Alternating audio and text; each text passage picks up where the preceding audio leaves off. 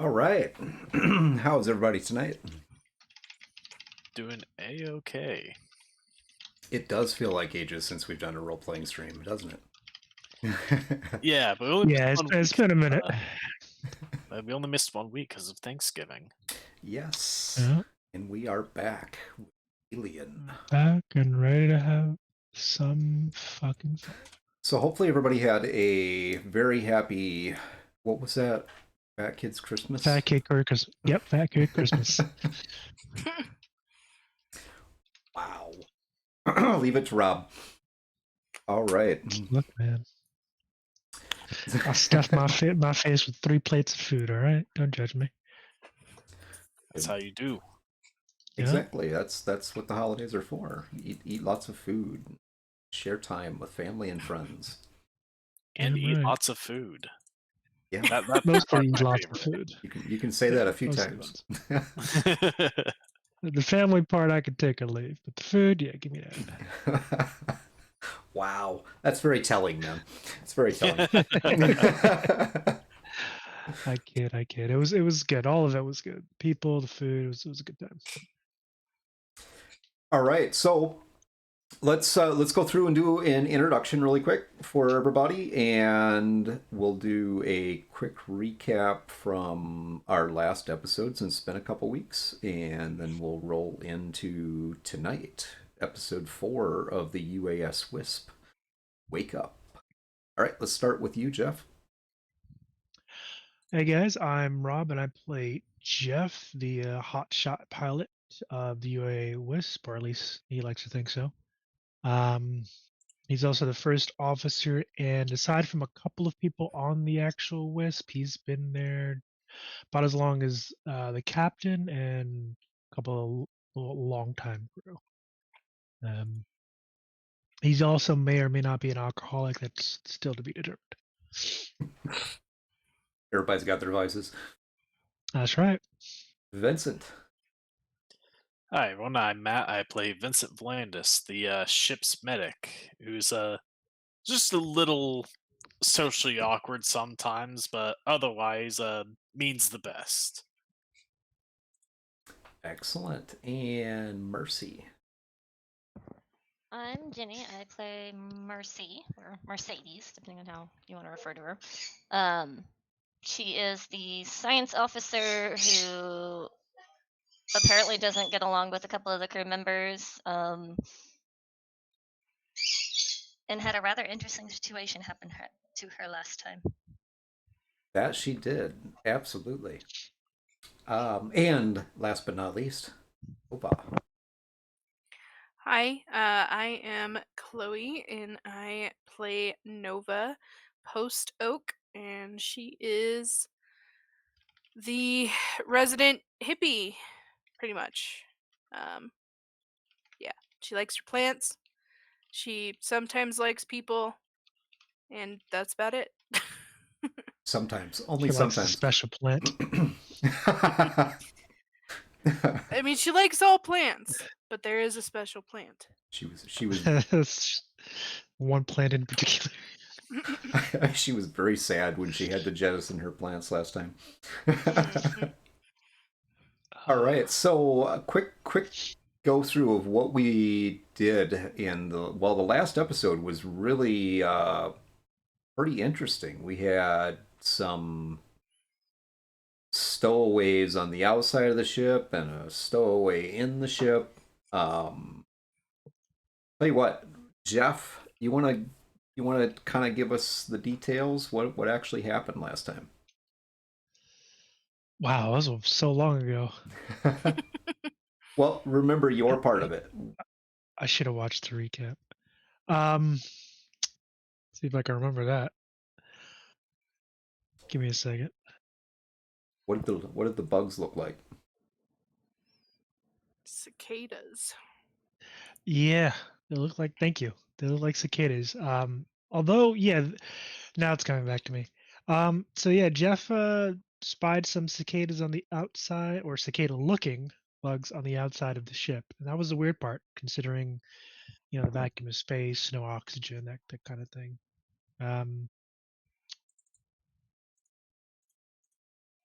Yeah, he that's a first for him. He never saw that before, so it's a little weird. And what else happened? Let's see. You had to track down the stowaway in the ship. Oh, that guy. And then he got offed. Oh yeah, got offed all over fucking Jeff. And Wow, that Stace. came out way wrong. But yeah, so they came across a stowaway who may or may not have been on something. Apparently he had something crawling around in his skin. And Mercy blew his brains out. And then She Jeff didn't and blow the him out. security officer spaced the guy because yeah, we don't need that shit on the ship. I think that's all the pertinent details, I think. Well, you didn't space him until till after you sicked Sammy on him. I was to say, Mercedes was a clean shot. It was when you took Sam on him that it kind of went messy and made the mess all over Jeff. Yeah, that wacko, our one of the engineers who is a little zealous with the wrench. Engineers, mechanic, yeah, same shit. He's a mechanic. Let's not forget the manhunt for our missing teen. Missing teen. Oh yeah, that shitbag yes. who don't do her Lacey. job. Yeah. Yeah, our missing teen acting individual. Yeah. Oh, and we lost somebody. Hold on a second. He's back now. Okay.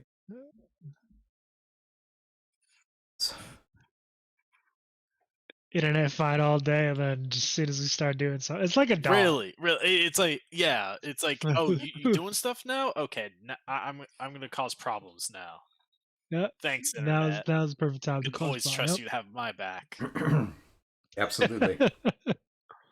All right, so you guys ready for this? No. Yeah. But No. okay. I mean, yes and no. Okay. I know, I'm totally ready. Let's do this. Well, Let's fucking do it. closing out the last stream, you guys, you kind of got together, talked over what had happened, got yourself into FTL again to continue on with your journey. Everything looked okay, cargo looked okay, and you'd been there just long enough that you were able to get back into FTL and get on your way. So while you're in FTL, each of you has some software. There's a rather huge industry for dreams, Alien, since people are in FTL for sometimes a pretty long time, and dreaming is encouraged. Helps keep your mind active and vibrant. So each one of you has your own dream sequence. I'm going to go through and have each one of you tell us about your dream. What are you dreaming about? And I think we'll start with, let's see, Nova.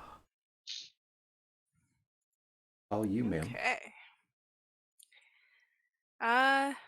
Nova is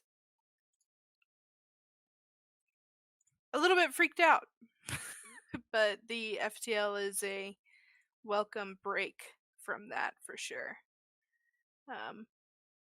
Her dream that she picks is always spending time back on the reservation in Arizona in the desert. And mostly it's just day to day going out to the desert, looking at the plants, making sure, they're all pretty native in the area. None of them are invasive. And she basically just spends time with her people, doing beadwork, talking about, life on the reservation. It's very peaceful, very boring dream, but that's what she wants. Nice. Sounds pleasant. Jeff. Yes. How about you? So Jeff is, yeah, I mean, being a former Marine, well, dropship pilot, I guess is the best way to put it. He's no stranger to violence or blood, so the bashing of the brains and the shooting didn't really put him off. The bugs were actually the more off-putting situation that he's encountered recently. It's not natural. So once they went down for their nappy nap, he's actually dreaming of getting back to Mars, which is actually where he's from, um, and having a cold one with some of the guys he served with, um, working on his motorcycle, um, and just taking out. I guess the best way to put it would be like a shuttle and flying around the canyons on Mars. Um, yeah, that's about it. He's a simple guy. Excellent. Sounds like fun. Hmm. Vincent, how about you? I think Vincent is dreaming about some of his past work as a doctor, going to some of the less reputable places in the galaxy, and he does what he can for a lot of people, but you know, altruism doesn't feed his belly, and sometimes he has to go find actual paying work. And this is one of those times where he's found himself as something of a back alley doctor in a pretty disreputable area. Okay. And Mercy. What's Mercy dreaming of? Mercy's is actually more a mix of a dream and a nightmare. um, it always starts off kind of the same. She's with her kid brother, who I say kid brother. I mean, she's always in her late 20s, early 30s, roughly. He's about 16, 17, and she is basically mom to him. She's making breakfast, getting him off to school, getting him taken care of. And then it kind of flashes forward to she is waking up to a commotion coming from his room. And when she walks in, she she sees his room's a mess. It looks like he had been injured, but there's nobody around. And she gets a message that simply says, if you want him back alive, you do what we say.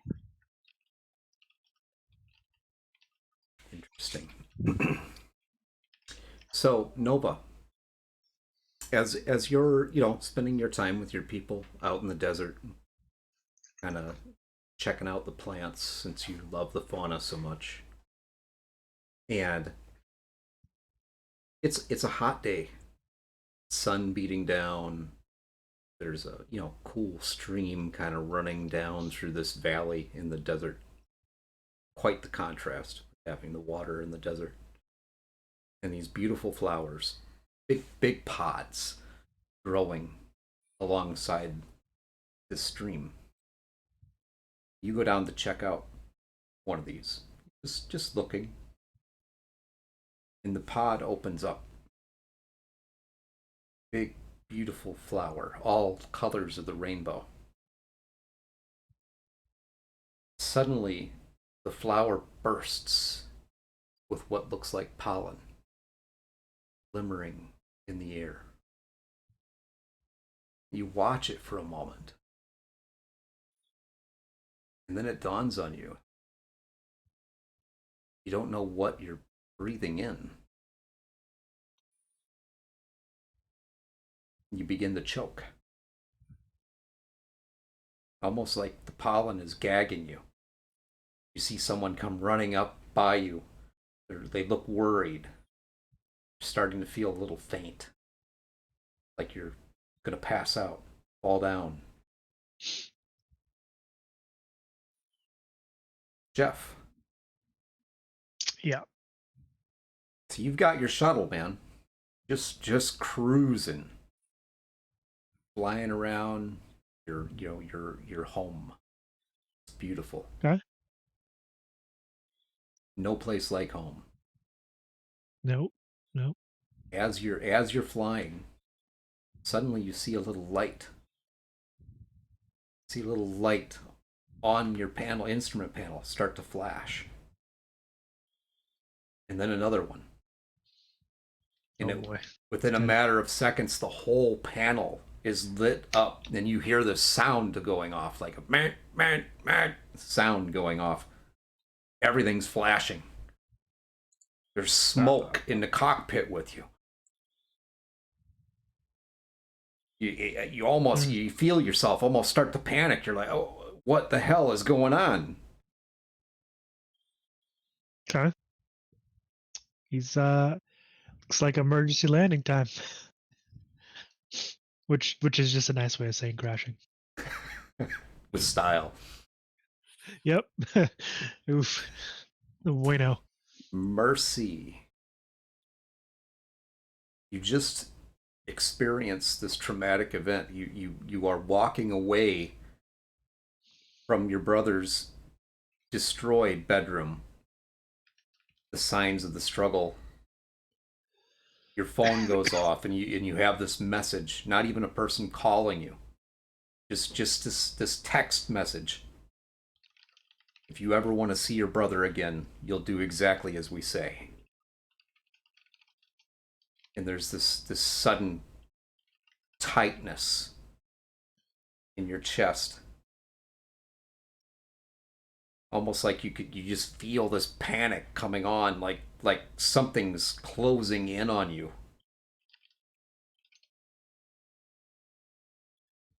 Want to react to that?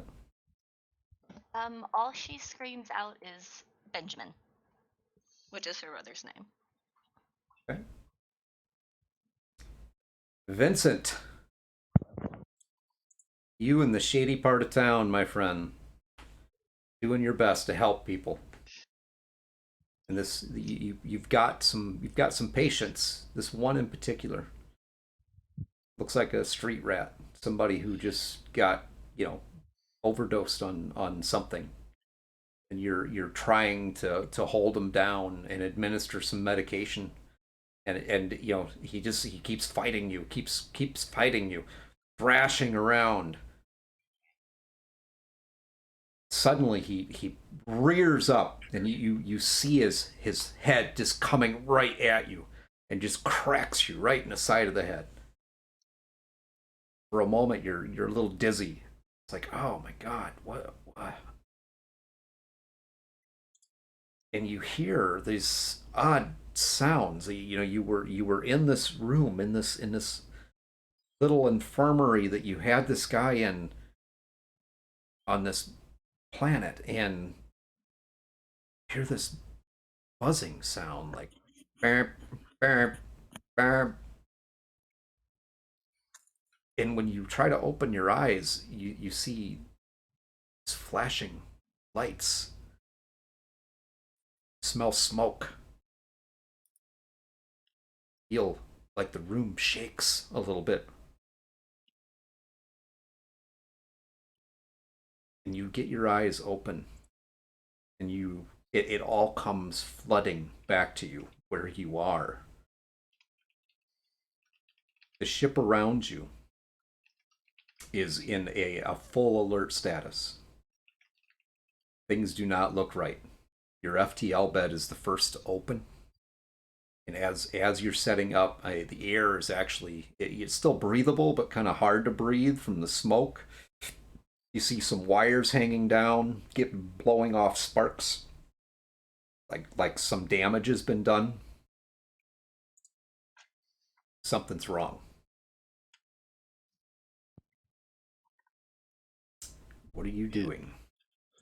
So Vincent, like, he kind of stumbles out of his cryopod, like groggy as all hell, just trying to get his bearings as he looks around, seeing that he's the only one up, and with everything else, he can tell that he seems to be the first person out, and he's not feeling very good right now. It was like he's nauseous. He's kind of disoriented, got a pounding headache, and as always with anyone waking up from cryosleep, dehydrated as all hell. But he can see it's an emergency, so he stumbles over to the main control panel for the cryo deck. And can you tell, like, is it in the process of waking everyone else up? Like, what's that looking like? It looks like it has initiated the sequence to wake everyone else up. Okay. You were first as the medical officer. Okay. He's gonna pop a hydration pill to which should help alleviate at least some of the headache he's feeling right now. And he's gonna look at who was it? Bruce. He's gonna make sure that that cryopod stays active. Okay.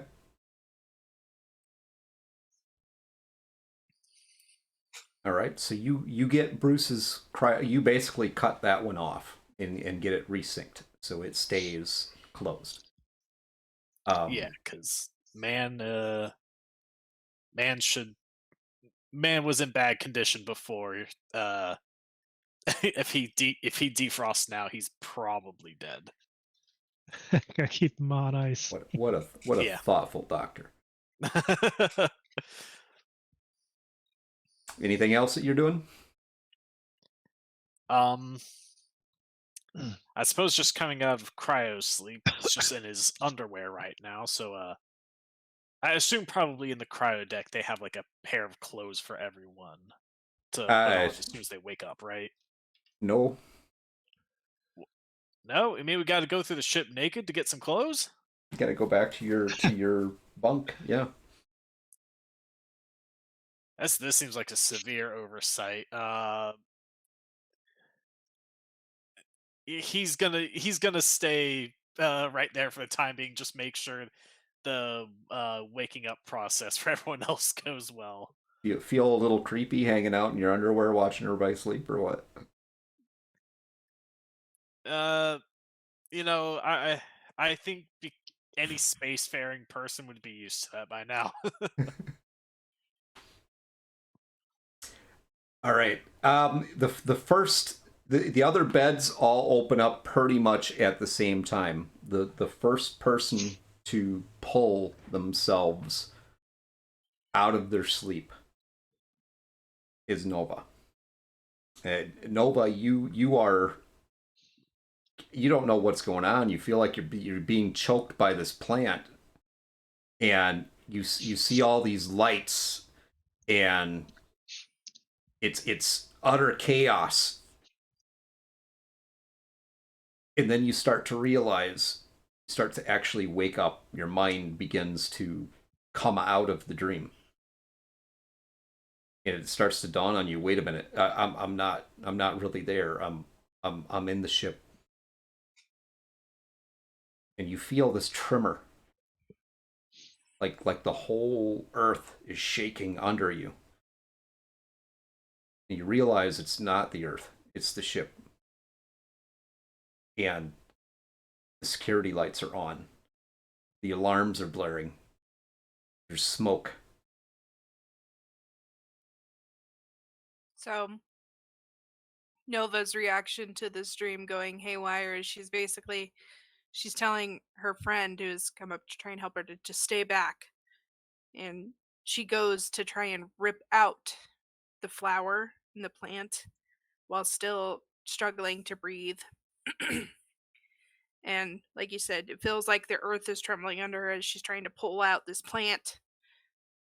And then her eyes shoot open when she realizes that it's the ship and something's wrong with the ship. And she wakes up and kind of sits up way too quickly, feels her stomach turn, and she leans over the side of the bed and vomits on the floor. So Vincent, you're there. You can react to this. So he kind of sees that as well as he can see. He's not doing very good, and sorry, Little cough and is he fitting. just kind of calls out. It's like, Nova, is that you over there?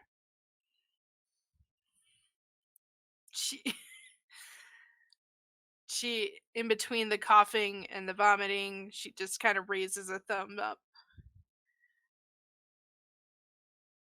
She can't I really say see. much.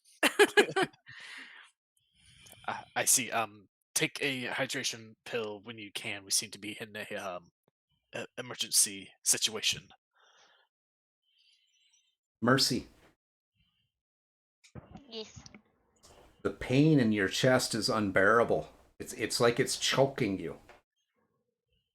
You literally fall to your knees. Or at least it felt like you fell to your knees. Feel the whole house around you kind of shake. Like something just hit the ground outside. And then you begin to pull out of this dream. You see, wait a minute. I'm not at home. This happened a long time ago. I'm on the ship. And you can hear the sirens or the alarms going off. Smell the smoke. Lights. And as you're beginning to wake up, you hear someone vomiting. Ugh. And then you hear Vincent speaking. At first, it's kind of a...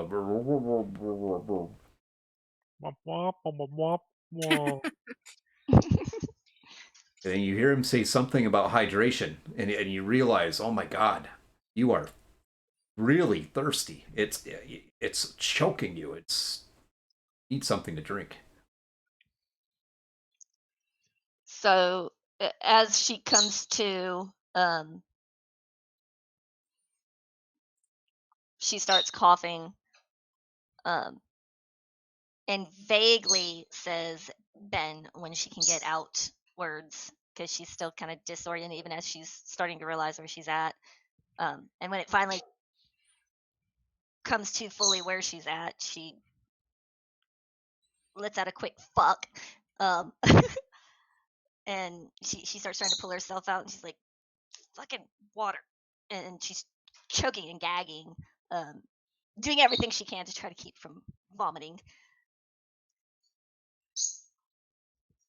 And she quickly starts to try to search for the pill that she used, the hydration pill she usually keeps nearby if she needs it.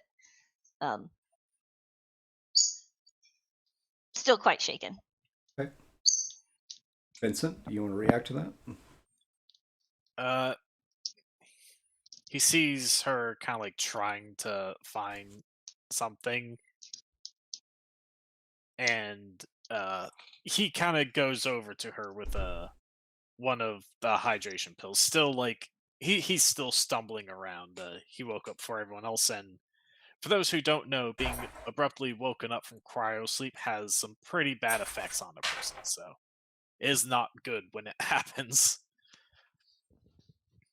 And so he holds out his hand to her.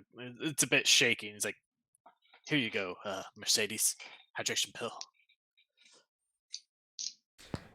Jeff, Okay, let's see. Let's see what happens. as you are struggling with this craft now, it's like it just does not want to obey your commands. You're fighting with the controls. Everything's going off. The noise. Your first thought was a controlled landing. But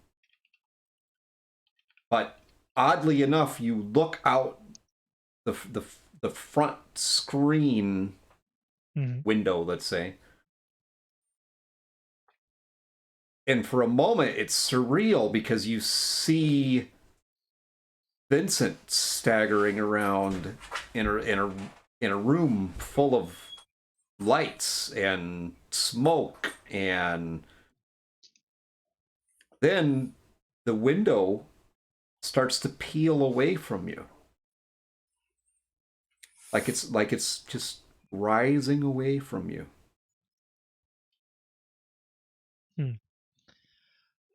This is dangerous, man. You're going really fast. So no stranger to interesting situations. Jeff, he is panicking a bit, just because again, one moment he's well, first of all, one moment he's flying, next moment he's potentially going to crash, and then now he sees Vincent, and everything going on in obviously what is the hyper sleep chamber, but that hasn't registered with him. He's still kind of on the I'm about to crash bit, and then this guy floating out in space apparently, um, and then it's the first thing that starts to hit him is the sound as the pod starts to open up, the sound of the clarion from the sirens and emergency beacons going off and smoke. All of that kind of starts to, the noise and the smells and stuff kind of start to ramp up bit by bit. When you're coming out of a sleep, or anyone ever been in an accident, things start to kind of speed up bit by bit. That's kind of where he's at. He does manage to pull himself not out of the pod, but into a kind of half sitting position, kind of like leaning on an elbow. And as reality starts to set in, he kind of reaches for the hydration pill that he actually had taped to the side of his cryopod so it doesn't get lost. He pops that in, and he kind of looks around. He doesn't say anything, just again trying to get his bearings. As you four are waking up, the other crew members are also starting to wake up. Everybody's suffering from the same effects: the nausea, the dehydration. Vincent, you realize that as you're going through and trying to help people, something's not quite right. You're really struggling, man. Jeff, as you're reaching for your hydration pill, and the others feel this too, but you feel a sudden impact, and it just race. You know exactly what this is. Something just hit the ship.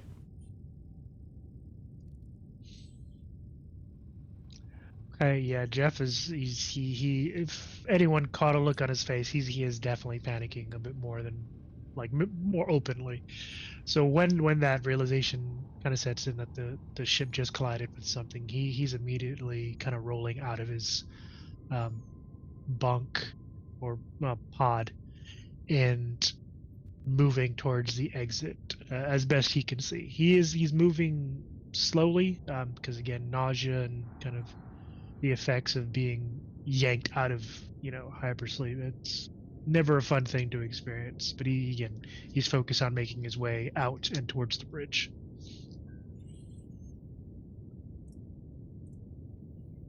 So, Marcy, you're starting to get your bearings a little bit, but I mean, this is a nasty feeling. This is really bad. All those feelings you had in your dream, the pressure on your chest and the choking, it's not as bad, but it's still there. It's like the air is really thick and the noise is just unbearable. So first thing is when she hears the doc call her by her full name, she's gonna kind of side eye him a little bit and want to know how the fuck he knows her full name, since she has never given it. I she forgot about that part. You're fine. That's why I'm playing it with it. Okay.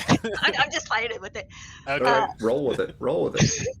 And she'll kind of, as she grabs the pill and takes it, she's like, thinking that shit out later. What the fuck is going on? And she's sitting here kind of rubbing at her chest a little bit, hurting, shaking. Alright, and as she's looking at him, like, she can tell that, like, the bags that are normally under his eyes are much heavier than normal, and he doesn't exactly look like he's, when you're like, you've been woken up from just dreaming, and you're really just not there yet.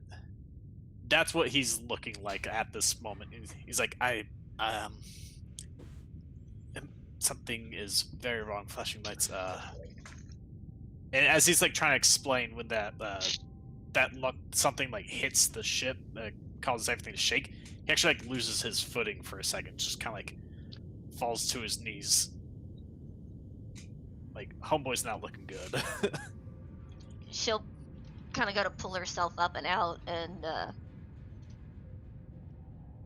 she'll actually reach down and kind of pull him up, and it's like, somebody get over here and get the doc before he fucking KOs or whatever. Vincent, she reaches down and grabs you to pull you up, and you happen to look at her. You look at her arm, just a normal reaction. You look at her arm, and for a second, her arm looks like it's covered in decay, like rotting wounds that are bursted open. I said that, like, it kind of like jolts him awake like halfway. And he goes, Mercy, your arm, it's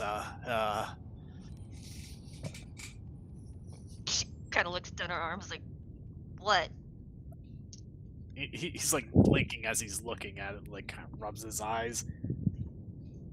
He's like, he's kind of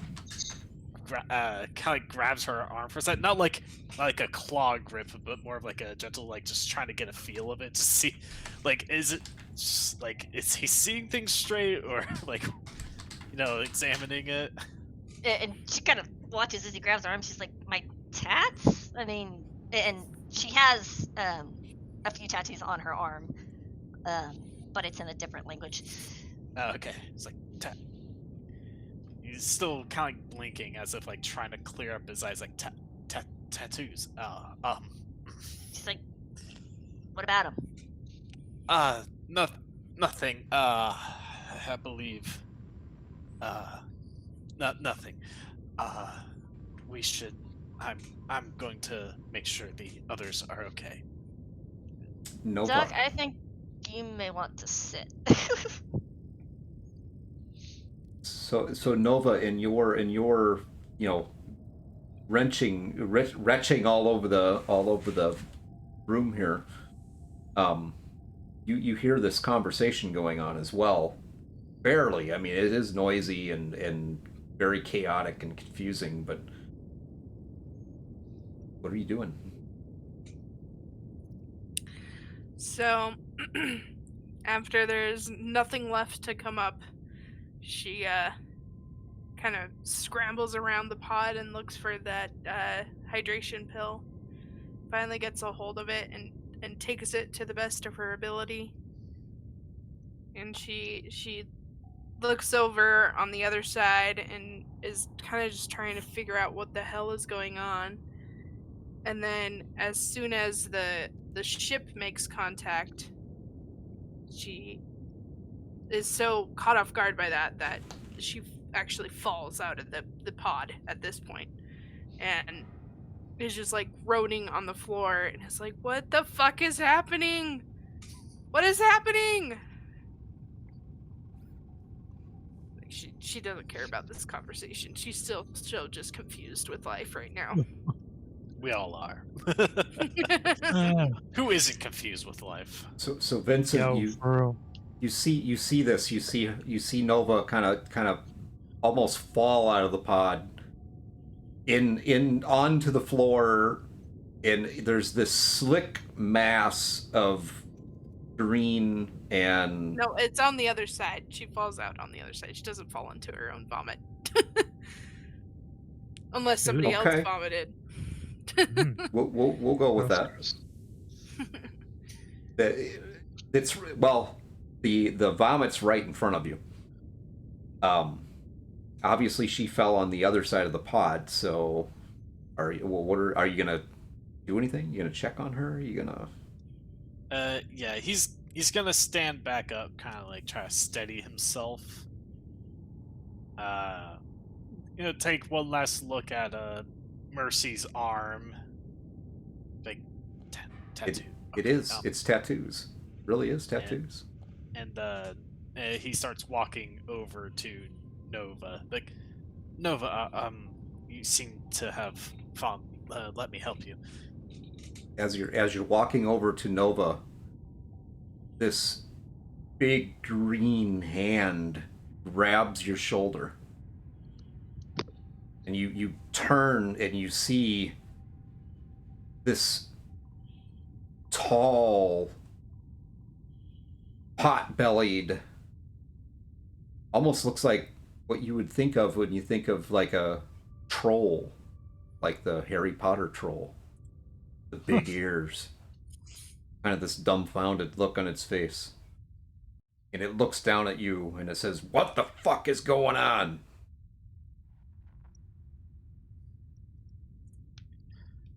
I could see Vincent having read Harry Potter a lot in his youth. He seems like that kind of guy. Yeah, do you think But, Harry Potter survived like into the 2500s? Why not? I can see it. And he's like once again, like he's like wide-eyed, just staring at this thing, just like blinking. It's like, he just kind of looks over to Mercy. It's like, Are you deaf? no, I can hear, but I'm sorry. Who? You blink a few times and it's the captain looking down at you with this stern-looking face. Captain, sir. Rex will do. What's happening? How is everybody okay? Coming out of hypersleep so abruptly is having some adverse effects on everyone. I'm doing what I can to make sure they are all right, but it seems we have some manner of emergency. Just then the ship shakes again. There's another impact. Jeff, as you're making your way to the bridge, you feel this. Mm-hmm. Something has just hit the ship again. Okay. So yeah, he's beating feet towards the exit of this room and towards the bridge. As time's passing, he's starting to feel a little bit better. Kind of starting to find his bearings. He's not even bothering to go get dressed or anything. He's just going straight to the bridge in his boxers. How indecent. So the Look, y'all want to live, right? the captain who was focused on you, Vincent. You feel this impact, and he just shakes his head at you and takes off after Jeff.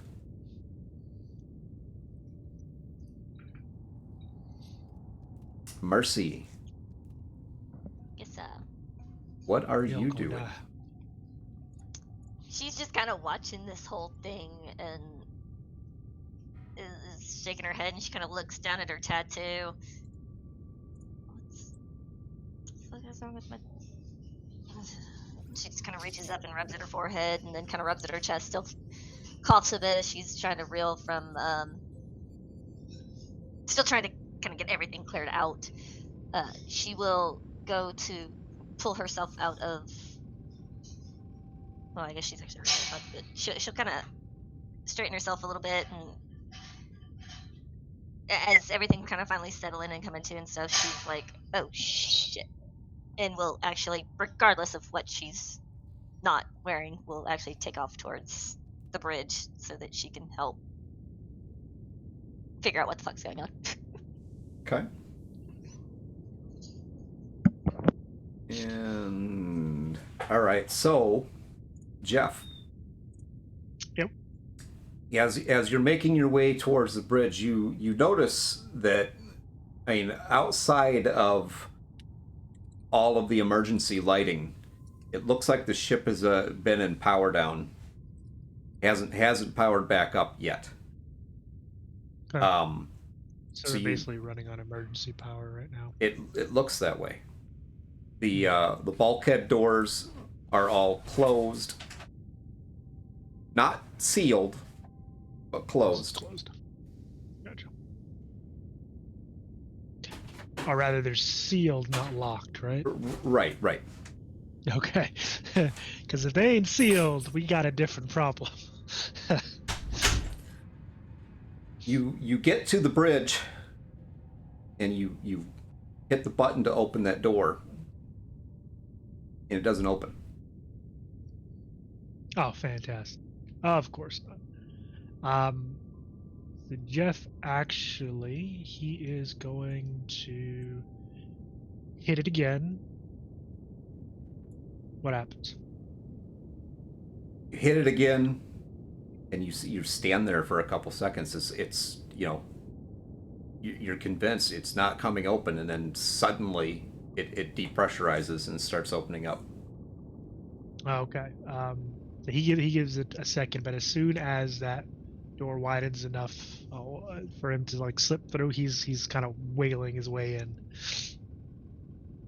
You get in on the bridge, and it's surreal, really, because it's totally different on the bridge. Everything is quiet. Vincent, I'm going to jump back to you in the med bay. So at this point, everybody else is waking up. Sammy just stands over the top of Bruce's pod, and he's like, "What's going on with Bruce?"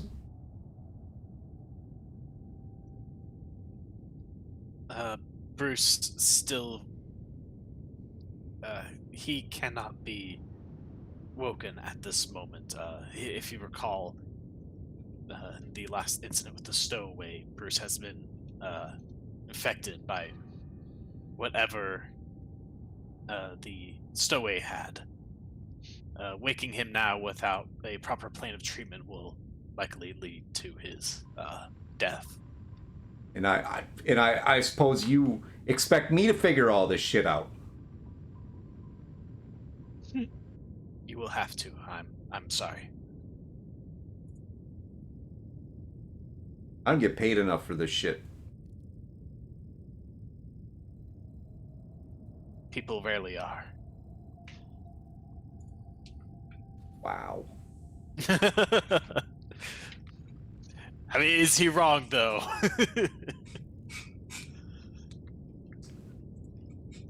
True. So, welcome back, Nova. The ship just got hit again. The captain had a brief encounter with Vincent that seemed pretty odd. Vincent seems kind of starry-eyed. And you seen Jeff go, not necessarily running, but staggering as quickly as he could out of the room. And after the next shock to the ship, the captain follows after him. And Mercy also appears to be headed towards the bridge. Okay. Yeah, sorry, there's an electrician working on the building, so I had to deal with that. I suspect that's why my internet might be going out. So Nova is kind of got her hands on her head as she's trying to catch her bearings and just trying to breathe through the panic of everything. And eventually she is able to slowly stand up, and she's going to head towards her bunk, to at least make sure that she has some pants on before she heads down to the cargo bay. Okay. Jeff, All right. your surreal experience on the bridge, everything's quiet. Mm-hmm. You can see through the front viewports. And at Okay, what am I first, seeing? everything looks normal. I mean, just looks like you're in space. What are you doing? He walks over to the helm, drops into his, the pilot seat, and starts turning on instruments and kind of getting readouts and things like that, and basically turning on the bridge essentially, or rather bringing it out from sleep mode. And he's basically looking first and foremost. He's basically getting a handle on the ship. So the ship is pretty much idling, kind of like it's autopilot, but it's not like zooming. So he brings the ship to however fast it's going. He slows it down to almost a crawl. What you realize as you're firing everything up is the ship is not actually under power. It's just floating. Oh, so he can't turn shit off. Well, no, there's power. Kinda. There's power. You Okay. can start turning stuff on, absolutely. But you start turning on some of the internal systems, like lights on the bridge, and when Oh, so basically he realized these are systems that should have been on. under normal circumstances, yes, these are systems that should have been on and ready when you come out of FDL. All right, so that he kind of puts that in the back of his mind for a moment. Basically, he's trying to get control of the ship, being able to steer and stop and all that jazz. Like, that's Okay. what he's focusing on right now, and seeing how much damage both of those hits that he and whatever other hits, hopefully they weren't that many, did to the ship itself. Mercy, as you're coming up the hall behind the captain, you get into the main chamber just before going into or onto the bridge. To the right is the captain's quarters, to the left is the pilot's quarters, and you see the captain go into his quarters. Shuts the door behind him. What are you gonna do? I'm assuming she can see Jeff and stuff doing what he needs to do as well. Well, you are pretty sure somebody's definitely on the bridge. Okay. So she'll come up on the bridge and holler at who she's guessing is probably Jeff. Ask him what he needs her to do. And he calls back. He's like, basically get navigation up and see if we're still going in the right heading, and if you can tell where the fuck we're at. I'll try, but yeah. And she just kind of shakes her head. She'll kind of rub in between her inner temples, kind of like I'm doing right now. And she will head towards her area on the bridge to work on getting navigation, make sure where they're at, and complying with his lovely request. Okay. So, Mercedes, I am going to have you give me a roll. Okay. Hold on just 1 second. What does my stress level need to be at? Because I don't remember. Hey, you can reduce it down to 1. Oh, actually, no. Each of you put your stress level at 2. Okay. With this situation. That's fair. And give me a Comtech roll. Mercedes.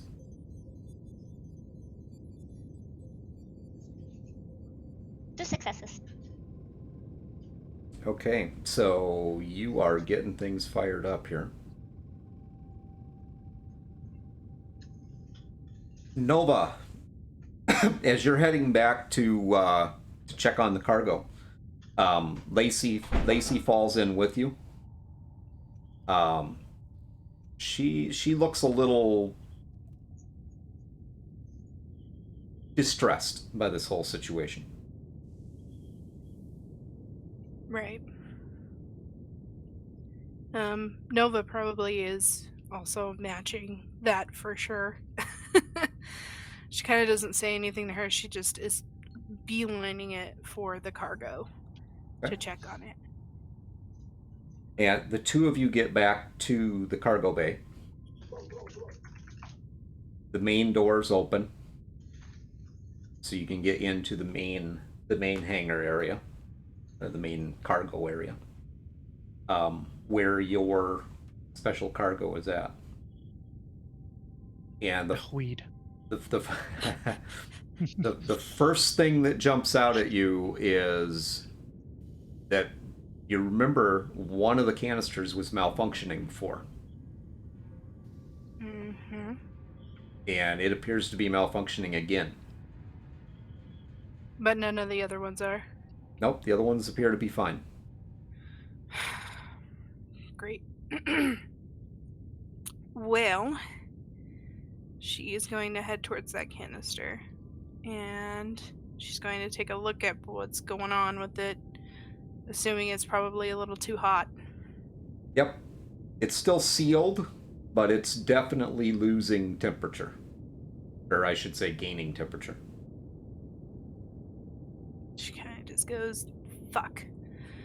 And she's trying to work with the system to try and get it to cool down again. And then she's also looking for alternative options, like if there's a nitrous can somewhere that might help rapidly cool it. She's going to look for something to help cool it down. All right, you do have nitrous on board. All right. She's going to kind of wave over to Lacey and say, keep an eye on this. Don't let it get too hot. I'll be right back. I'm going to go get some nitrous. Okay. And Lacey stays there with the malfunctioning canister.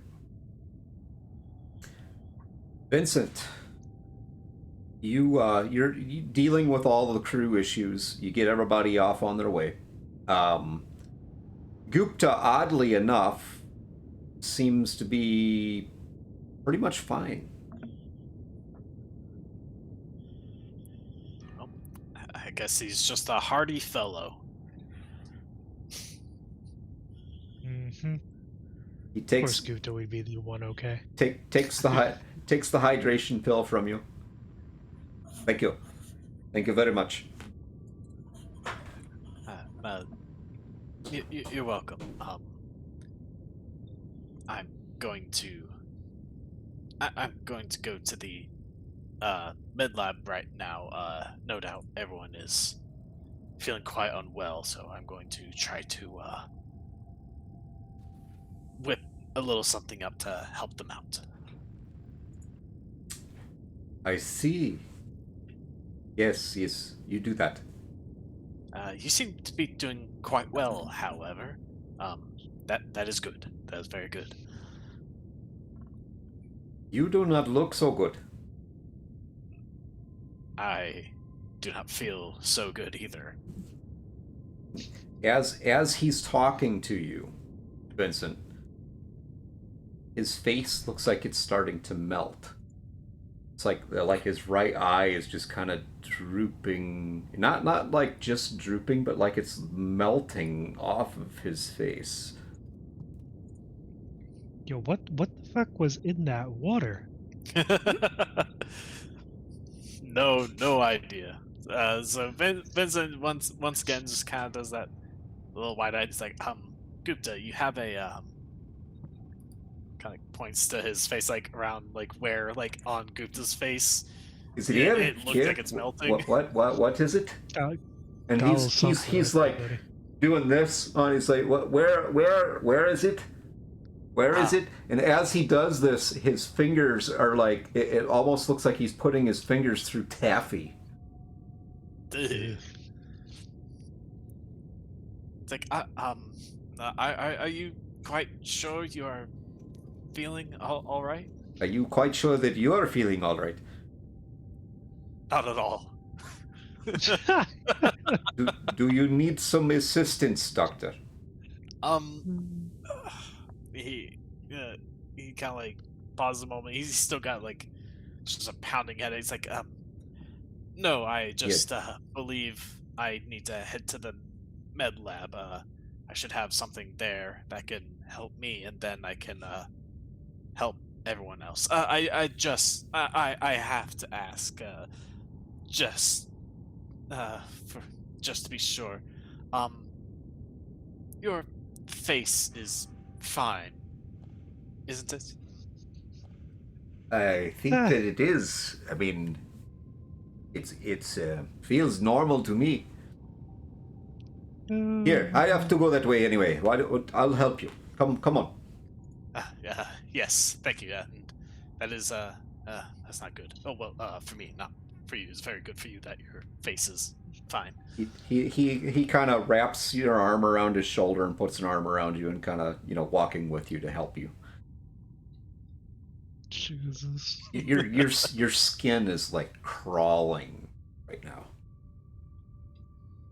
almost like you're covered in little bugs. Yeah. Mercy, as you're pulling up the shift systems, getting everything fired up, you notice something really strange. Your proximity alert system is like going nuts. It says that the ship is almost surrounded.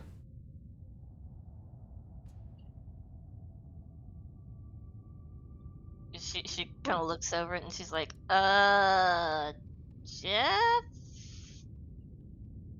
Yeah, what's going on? Are we still on course? I mean, probably not. What are you seeing out there? So he looks out the front of the viewport. What's going on?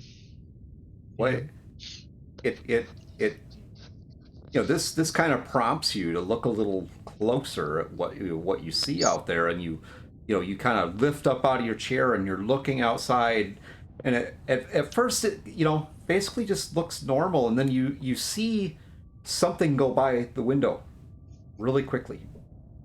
Okay. Something small goes by the window really quickly, and then in behind it, off probably a good 100 yards from the ship, but it's big enough that it looks like it's right in front of you, comes this body. It's a large rock looking thing. You recognize it immediately as an asteroid, and when you see that one, you begin to see more smaller ones and different sizes and stuff. Right. Okay. The dark nature of them made them blend into the darkness. But now as you're looking out there, you are facing or possibly traveling into an asteroid field. Okay, well, Jeff is going to take all of that information, sit his happy ass back down, and try to pilot them out. As you sit down, you feel, and all of you feel, Vincent, you're almost back to the medical bay. Nova, you're like going through some canisters. You just got this canister ready to go back, and there's a large impact. Oh, fantastic. A large impact on the, I mean, literally, it hits so hard that if you're standing up, you're on the floor. And the more buzzers going off now, and you Mercy, Yep. You feel this, and as you're looking at it, you see that the compartment just to the right of the bridge has depressurized. And she just kind of freezes for a second. She's like, Jeff? Wait a minute, was that the captain's room? Just depressurized? Maybe. Or was So it he- Jeff's Oh room? no! Like, Jeff, Hi? oh shit, isn't that the cat? And she immediately heads over and she's like, oh shit. Issue, bad. And she's actually kind of starting to panic a little bit. Okay, so Jeff pops up. He kind of goes over to where she's at. She's right near the compartment that just. Okay. And he's waiting for her to explain what the fuck's going on. He's like, what's the captain's room? What do you want? No pressure. And I just saw him go in there. Fuck. Okay. Mercy, So Jeff. Mercy and Go Jeff ahead. add 2 panic, 2 stress. Two. Sorry, All right. Stress. All right. Vincent All and Nova 1 stress. Nova, we're gonna jump to you. right. This impact just literally it hit so hard that it lifted you up off of the floor. So and you just grabbed this nitrous. What are you doing? So as the impact happens, she loses her footing and literally goes a couple feet into the air, and then as the impact stops, she just slams on her back into the floor, and she's like, oh, that's not good. And then she looks at her hands, and they're empty, and she's like, fuck, where did the nitrous go? So now she's scrambling around on the floor trying to find this damn nitrous can that she had just found, or she's determining whether or not to just go back to the stack of cans that are now everywhere as well. Yeah, you find it. I mean, there's a couple cans. The thought probably passes your mind that, you know, nitrous when it's in a container like this is also has an explosive quality to it. Oh god. Oh. Well, when that thought crosses her mind, she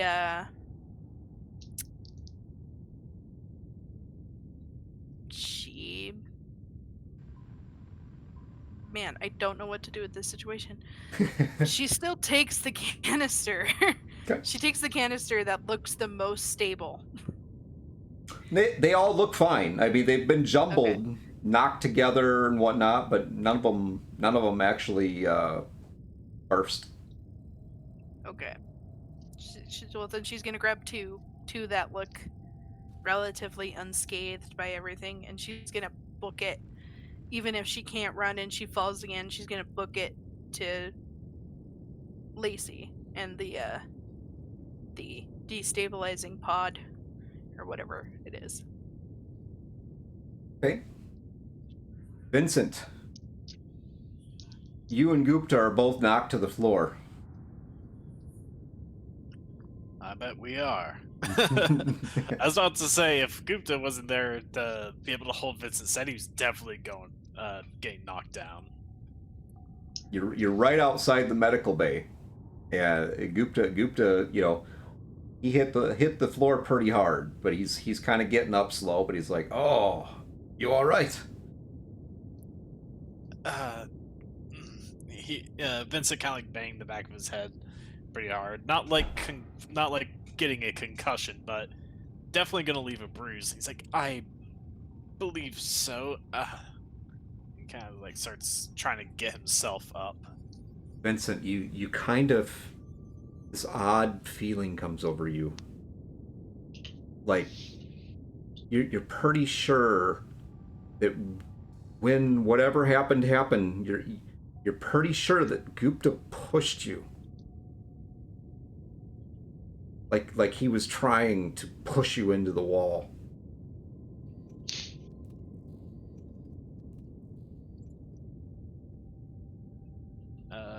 All right. So Vincent looks at Gupta. It's like, did I'm sorry. I must have hit my head, or perhaps I seem to be suffering some mild sensory hallucinations that may not be so mild. I once again have to ask. In the middle of that impact, perhaps due to being spooked, did you accidentally shove me? No, why would I shove you? I've no, what are you talking about? Let's get some. I think you need some medication for your head. Yes, I believe you're right. There should be something in there. Come, I will help you. We'll get you Yes, taken care of. thank you. Yes, I believe that will do me a lot of good right now. Okay. And you guys get into the medical bay. Mercy. Jeff takes off for the pilot seat. As you're looking at the ship's systems, there's a problem because you can tell that right now everything is offline. You have minimal life support, and the depressurized chamber next to you did not help that situation. So she will actually jump on comms well. No, I guess she wouldn't have comms. Well, Shit. yeah, you got internal comms. That's fine. Okay. So she'll jump on comms and she'll start shouting that people need to get. She can't think of the correct words. She's like, protection, oxygen, life support, low. Fucking hurry! And they can hear the panic in her voice as she's shouting about this. And Yeah. once she gets that, she will actually. Go ahead. I'll just say Jeff can react to this at any time. Yeah. No, she's actually going to turn to him and tell him the same thing, that they need to get something in place because life support's fixing to become obsolete. Go out. All right. So he's actually going to go to his bunk, which is on the left side of the the bridge. And yeah, he's going to put on some first of all, put on some clothes.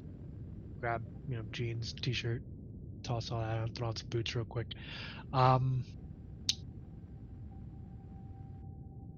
And yeah, he's gonna throw on pretty much yank open his locker and pull on a EVA suit, or what amounts to an EVA suit. There's no EVA suits there. They're all in the life they're all pod. in the fantastic. So they have to go all the way to. You know what? Nah, fuck it. He gets dressed. He walks back to the fucking pilot seat, sits down. He's gonna try to pilot them through this fucking thing. Okay, you sit down, but you realize very quickly that you have none of your controls are functioning. There's Nothing. no power. Fantastic. There's power What? to it. It's just not. There's no propulsion. Okay, so he gets up, and I guess he's gonna start making his way to I guess the bay with the life. Oh, I guess the shuttle would be the best way to put it. Gotta love this guy. The only one he worries about or thinks of him as himself. Mercy's actually gonna look at him like, "Fuck you, asshole!" And she goes chasing after him. All right. Apparently, I fucking assholed him out of the chat. Oops. And we lost him. There he is. All the internet issues tonight. It's great. It's Yes. great. So Nova, Yeah. you get back to the cargo bay, and as you're walking towards the cargo bay, you You kind of, you know, still coming down the hall, the door's still open. You hear Mercy over the comms talking about life support going down.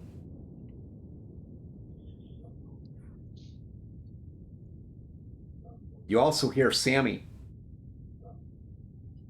And he gets on there. He's like, "What the what do you mean? What's life support's going down? What the fuck, man? We're all gonna die."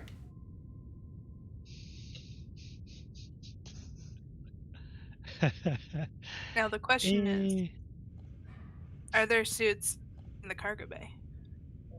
Because there should be suits in the cargo bay. That would Okay. make sense. Okay. So, before she makes a run for the suits, she is going to go back to Lacey and give her the nitrous cans. As you're coming around that corner, you see the cargo. It's kind of like a blind corner because you're coming down this aisle. You can see through the door and you can see the cargo there, but you don't see Lacey. Great.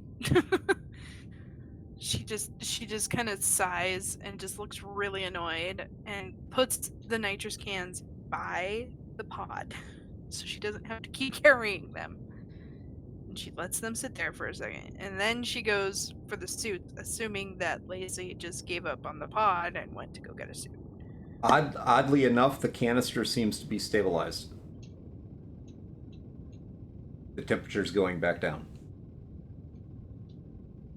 As she notices this, she looks at it for a second and is like, I don't think Lacey's that competent. What? But she kind of puts that in the back of her mind and goes for one of the suits. Okay. Vincent. As you're getting, you and Gupta get into the medical bay,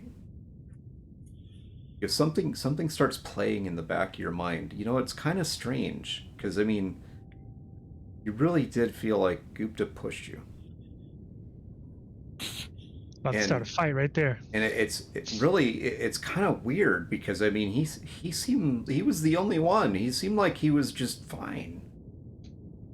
I mean, something's a little strange, don't you think? Gupta's just helping you into the room. He's like, would you like some water? I will get you a glass of water.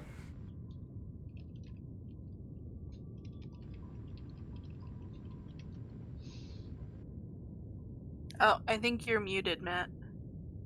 You are correct. Thank you for pointing that out. It's all right. We were So- sign languaging it out of, you know. Yeah, definitely a language that I know. But Vincent just like kind of holds that hand. It's like, because like he gets that feeling, but he also knows he's not in his right mind at the moment. Because he's already convinced he's been hallucinating, so he doesn't know like what to believe right now. So he's just like, no, that is quite fine. I believe I should be able to handle myself from here on. You should go help the others. Well, but I'm here. I'm helping you now. You do not look so good. You should take a seat. No, not a seat. I need to. He kind of looks at the medications and everything he has in there. I'm sure that there's probably some known treatments for the side effects of coming out of cryosleep so suddenly. You're looking at the medications and what that are there. Gupta comes over to you. Not roughly, but, you know, somewhat gently grabs you. It's like, no, you sit. You tell me, I will get it for you. Yes, there are medications, by the way. Okay. You sit down. You sit down now. I will get it for you. I will take care of you. No worries. Okay, just get me this one thing, and I'll be fine after that. After that, you can go to the bridge or whatever else you are needed for. In that cabinet over there, second shelf in the center, there's be a bottle with a green label on that. Grab that one, please. Okay. And he kind of okay. He turns and starts heading towards the shelves where the drugs are all that. And as you're sitting back, just trying to do your thing, probably holding your head just like you are right where a little second ago. As my camera is frozen, having me do yes. Yeah. You kind of lift your other hand up and put it on the counter, and as your hand comes down on the counter, it comes down on something. It's your laser scalpel. Did my man just cut his whole hand open on a laser scalpel? No, it's just laying there. It's laying there under his hand, right there. And I would assume that that's not probably the usual place he would just leave such a thing around. It's a little weird that it's there. Honestly, you can't. I mean, you're struggling with this, man. You can't remember. Did you leave it there? Did you? Or did somebody else put it there? Yeah, so I imagine Vincent usually keeps things a little orderly. So like he kind of just like he's got his hand on it, he kind of just picks it up and he's looking at it and he's like just trying to run through his mind. It's like did I leave that, or why is this? He's just trying to figure out why is that thing there. Was that him, or was someone in here? He's just confused. Meanwhile, over the over the comm, Sammy is just freaking out. So, what do we do? What are we gonna do? We're gonna die. Bruce, you gotta wake up, Bruce. We need Bruce. I don't know what to do. Captain, where's the captain?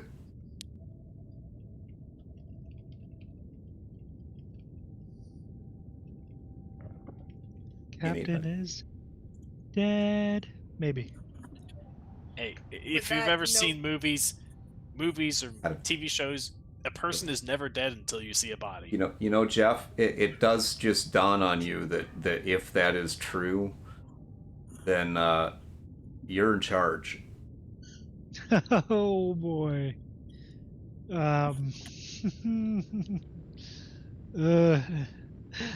Every man for himself. Fuck women and children first. Wow. Shit. I mean, he is the only pilot, so he is essential personnel. As- But as he's moving down the corridor towards the bay with the shuttle, he kind of looks back at Mercy. He's like, we need to get as much of the crew down to that bay as possible. He is flabbergasted. I ain't gonna lie. He's a little put off. Mercy Nova is actually going to reply to Sammy and say, Sammy, how far are you from the cargo bay? We have suit down here. What good's a suit? What was that? What keeps hitting us? Who? Sammy, just come down to the cargo bay. Please. Mercy, what are you doing? She's following Jeff. She's like, I don't know what you expect me to do. Okay, so you guys are just leaving the bridge? I mean, the fucking controls ain't working. Okay. He actually, well, before he leaves the bridge, he does come over the comms. We'll say that. He said, "Look, guys, Captain might be gone. That last asteroid, and yes, we're floating through an asteroid belt. Took out the engines, at least as far as I can tell. So we've got no power. We're pretty much dead in the water." Vincent, Those of you- Nova, your stress Okay. goes up by 1. those of you who can get to the Bay 1 and get to the shuttle, make your way there. Help whomever you can along the way. At the very least, get your asses in some EVA suits. And I'll see you folks there. He sounds unusually calm. So Vincent, you've got the laser scalpel, and you're looking at it, trying to figure this stuff out, and you notice that the Gupta he kind of glances back over his shoulder at you, and you're pretty sure when he glances back over his shoulder at you, he has this look on his face like there's a secret. He knows something that you don't know. And he kind of grins at you. And then goes back to what he's doing.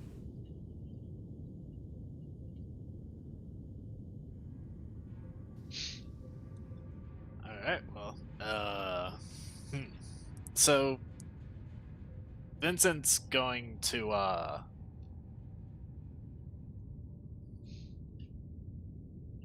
he's going to, while, Gupta is kind of rummaging through the cabinet to try to find, the medication. Vince is gonna get up from his... He's gonna get up from where he's like seated, was probably just like a little chair or stool next to a table.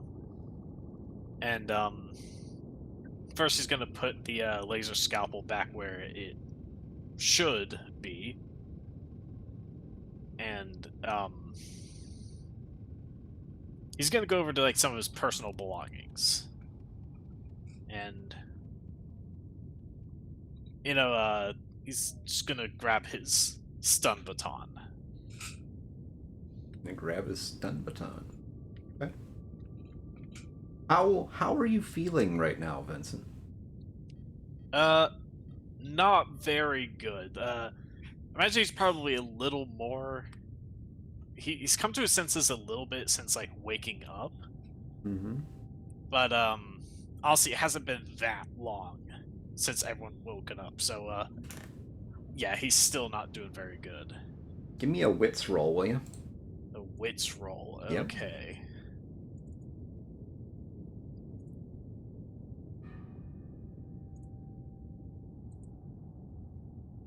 Let's see. 3 successes. I'm so witty. Clever. Well, you are actually keeping it together. So you are indeed starting to feel a little bit better. You know there is definitely something wrong. And it's more than whatever's going on with the ship, which you still... They just told you that the captain's dead.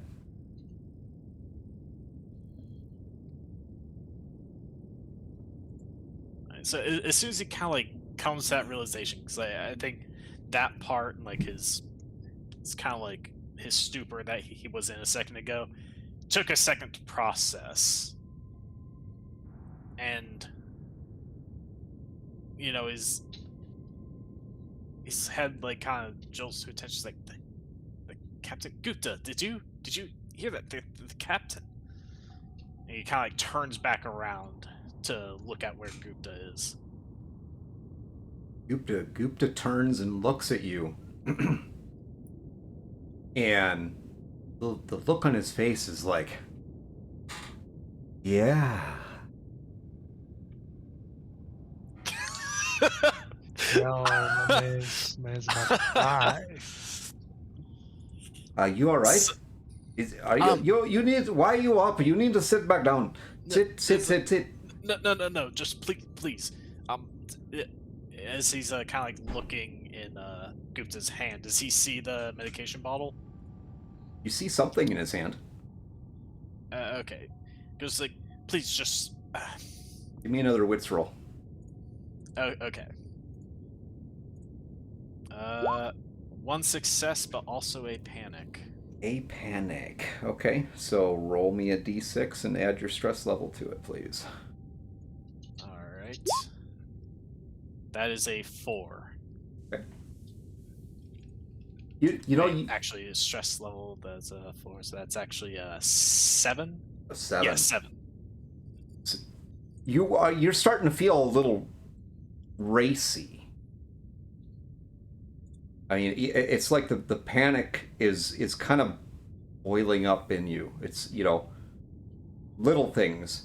And I mean, Gupta's really sus right now. I mean, what is going on? The thought comes into the back of your head that maybe Gupta killed the captain. Damn, one of the most dangerous ideas in my head right now.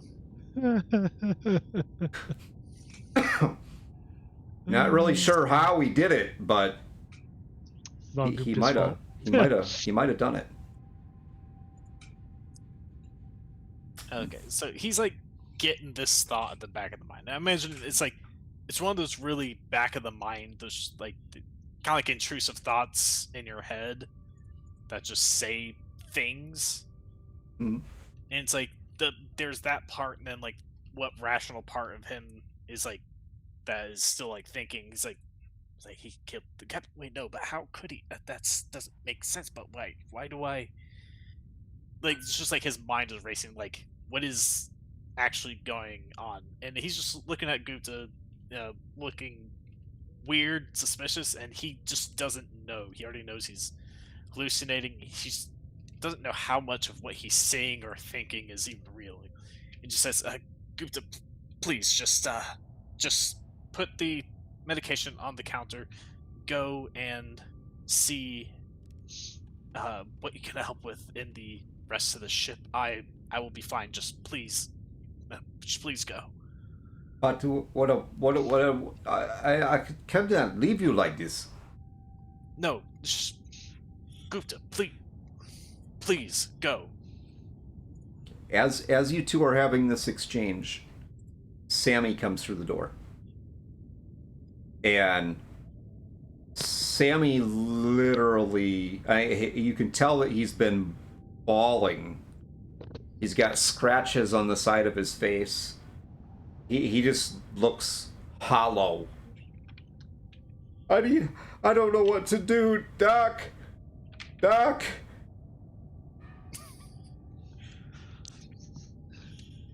He needs weed. we all need some of Go that good see stuff Nova. right now. We all need some of that good stuff to help calm us down. Except that might make you more paranoid, but you know, whatever. Gupta looks at Sammy and then he looks at you and he's like, okay, I should go work on the life support is down. I'll go do that. You take care of him. You all right? You can take care of him. You said Yes. you're good now, right?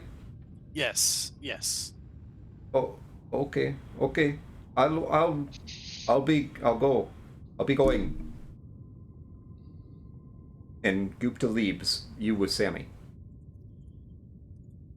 Okay. And like I think the whole time Vincent was kind of like holding his stun baton like behind his back, and like he was like kind of white knuckling it at one point. But as Gupta left the med bay, he kind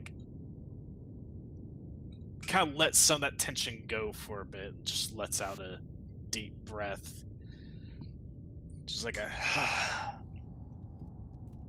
So. Yeah, go ahead. So, Mercy and Jeff, Mm-hmm. as you two are heading for the shuttle, you run into Teddy, and Teddy, He's a security officer. yes, he is, and he is walking along with you. Strangely enough, he doesn't look a bit frazzled. It's another Tuesday. So Jeff actually stops and he moves to the nearest comm link and he's like, Anybody in engineering? This is Gupta. Go ahead. Are you the only one there, Gupta? Well, yes. I'm not in engineering. I'm on my way. All right. I need you to figure out if you can get power back to the engines. Grab whoever you need to get to go with you.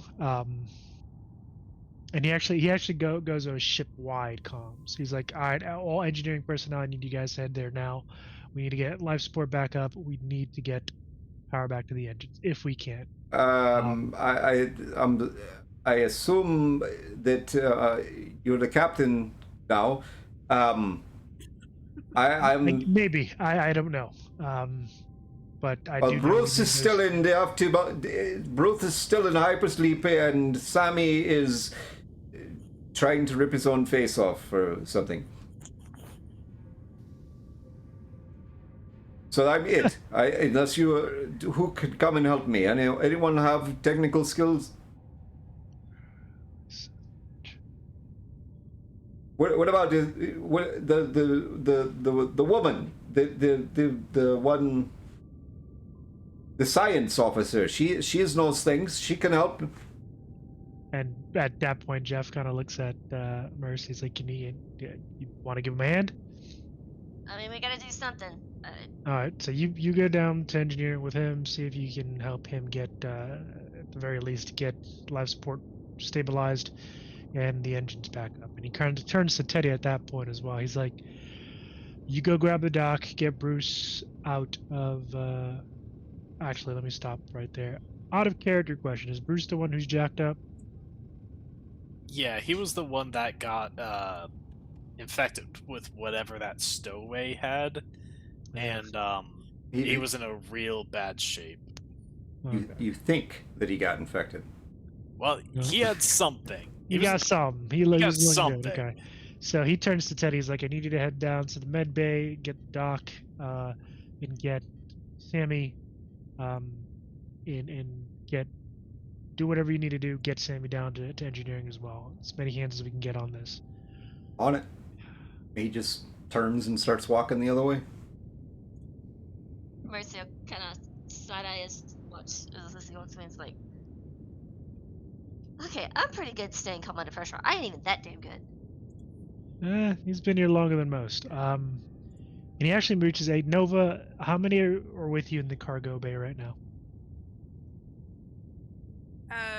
Lacey is somewhere. I'm right here. I'm right here. Oh, okay. I fixed the thing. God damn it! Go away! You don't. Well. All right. Okay. Nova, I'm gonna need you to take Lacey and whoever else is there. I need you to go to Bay 1 to the shuttle and grab as many of the EVA suits as you can. That way we can make sure everybody's set up. I'll meet you there. I'm gonna start prepping the ship just in case we need a bail. On it. Plus, I'm gathering suits from the cargo bay area. Lacey and I will put one on just in case, and then we'll head down to the lifeboat. Figure that shit out, I guess. All right, we'll meet you there then. Cargo's fine, by the way. Somehow. I don't give a shit about the cargo at this point. Well, He says that flat out. It's like, I don't give a fuck. We may all be dead soon. We might have already lost the captain. I don't know. Nova's just kind of like, okay, fair enough. Mercy. You made your way down to engineering, correct? Guess so. Okay, so you get down there, and Gupta's already down there. He looks like he's doing okay, but he doesn't exactly. I mean, he's definitely feeling the effects here. Oh, good. You first off, what do you know about these systems? I mean, enough that I can get by, but I wouldn't say I'm an expert at it. And it's Mercy, not science officer, maybe. Oh, okay. Look, here's what I need you to watch that terminal there, and I will do this here. Okay, it's very technical things. Like I have to do this thing here, I have to adjust the thing, and you need to watch and make sure that the pressure stays below 5,000. Okay. If the pressure goes above 5,000, we're going to have another hole in the ship. Okay. Okay? Okay. She flew over to the terminal and she's like, I'm not an idiot. Kind of under her breath. Well, you can tell he's definitely a little panicky right now. Yeah. So Jeff, actually wait a minute. Nova, let's. What are you doing now? You got your orders. What are you doing? So I'm assuming Lacey kind of just snuck up behind her Yeah. while she was trying to get this suit off the wall, and that's why she was. If I had to get a drink, I did the work and I had to get a drink. I was thirsty, okay? You're thinking about drinks right now? Well, Get a I fucking just suit. Get a fucking suit on. I'm gonna get a suit on. You're gonna grab a suit. I'm gonna grab a suit, and we're gonna head down to the lifeboat. Got it? I need you to cooperate with me, Lacey. yes, No yes, running yes. off by Okay, yourself. all right. You crazy bitch. Dude, this is a life or death situation. We can't be in your attitude right now, okay? And you can tell that there's like panic behind Nova's voice. Look, I don't have an attitude. All right, you take that back. Oh my God. You take that back. Fuck up. You take that back right now. About to get punched square in the face. Nova's seriously considering it. You see one of her fists kind of ball up. She says, just get a suit, okay? Get a suit. Grab another suit and follow me. Please. Give me a wits check. God damn it. Okay. Well, it's a good thing I have lots of wits. Maybe. If this thing will work for me. There we go. And lots of stress. Oh. That's 2 successes. Almost a panic, but Wow. 2 successes. You managed to remain calm in dealing with Lacey. She kind of just looks at her and says, listen, if you don't follow my direction, you will get left behind and you will get left on the ship. Do you understand? I'm trying to help you, Lacey. I'm trying to help you. You want to leave me here? Oh my God. And with that, Nova just puts her hands up in the air and just starts putting on a suit. Okay. I'm putting the suit on. See? And she starts Nova putting the has suit on. no response. No response. She's just ignoring Lacey now at this point. She's just following through Jeff! with her orders. Jeff, she wants to leave me here. My God. He doesn't even reply. He's busy trying to save lives. I think we Vincent. might be letting Lacey off at the next spaceport. Vincent. So Sammy is like on the verge of meltdown right now. He's like laughing and crying at the same time. Oh my goodness. I don't know. Oh. What are we, Doc, we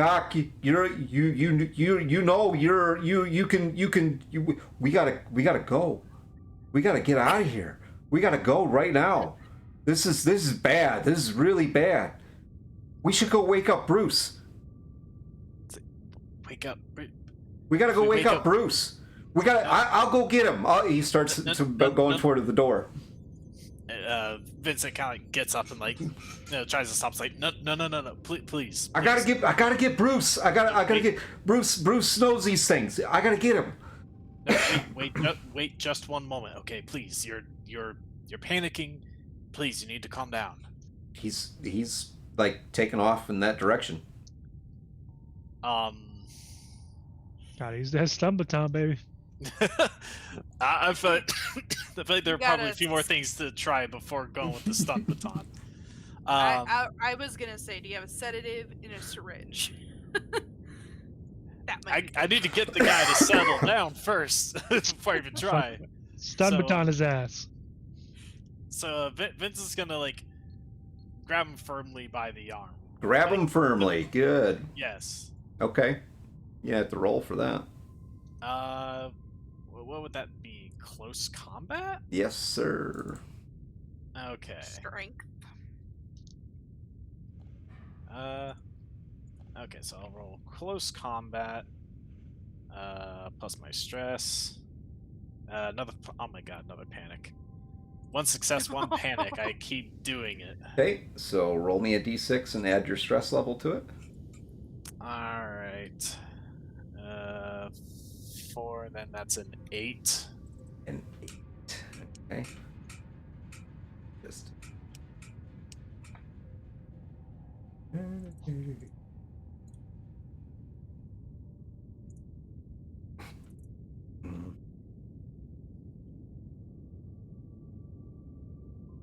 Do you have the chart up? Tell me what it is.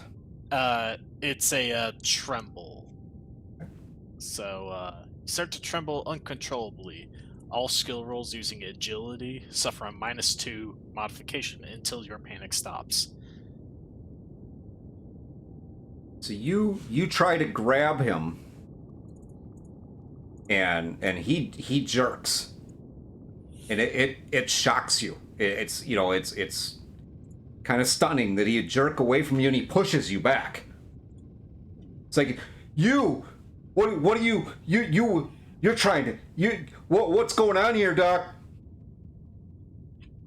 It's like, please, just calm yourself. He's looking, Like- he's looking around the room. It's like, just please, I can help you right now. Okay, you are. You helped me just like you helped Bruce, right? We did not have the proper facilities and equipment to treat Bruce right now. If we take him out, he's suffering from a virus right now. If we take him out right now, he likely won't last any longer, and there's the risk of him because of you. spreading that. It's because you went on that ship. You brought it back. You're the one. I heard you talking about the bodies, and you did this, didn't you? You did it. You notice his eyes land on your laser scalpel. Nova. What are you doing, Nova? Yes. Just following through with the plan. Okay. Which is? Where are you headed? She's headed to the lifeboat. She's barely caring if Lacey follows her at this point. She's following her. She's kind of bubbly and chatting at you. It's like I'm really sorry. I didn't, I do my I just, I'm a little airheaded sometimes. I know. And I try. I mean, I fixed the thing. I got the suits like you asked.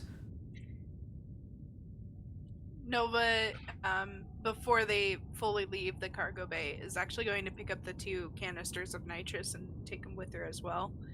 And she kind of spins around really fast and looks at Lacey and says, "Listen, I accept your apology, whatever. Right now, we just need to focus. You got it? Yeah, right. I need you to be quiet. Please.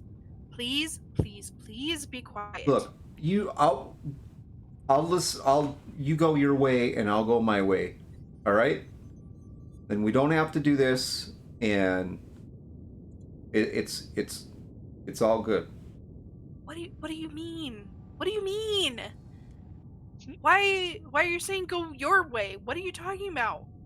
We're going the same way. At least we should be going the same way. I'm gonna go a different way.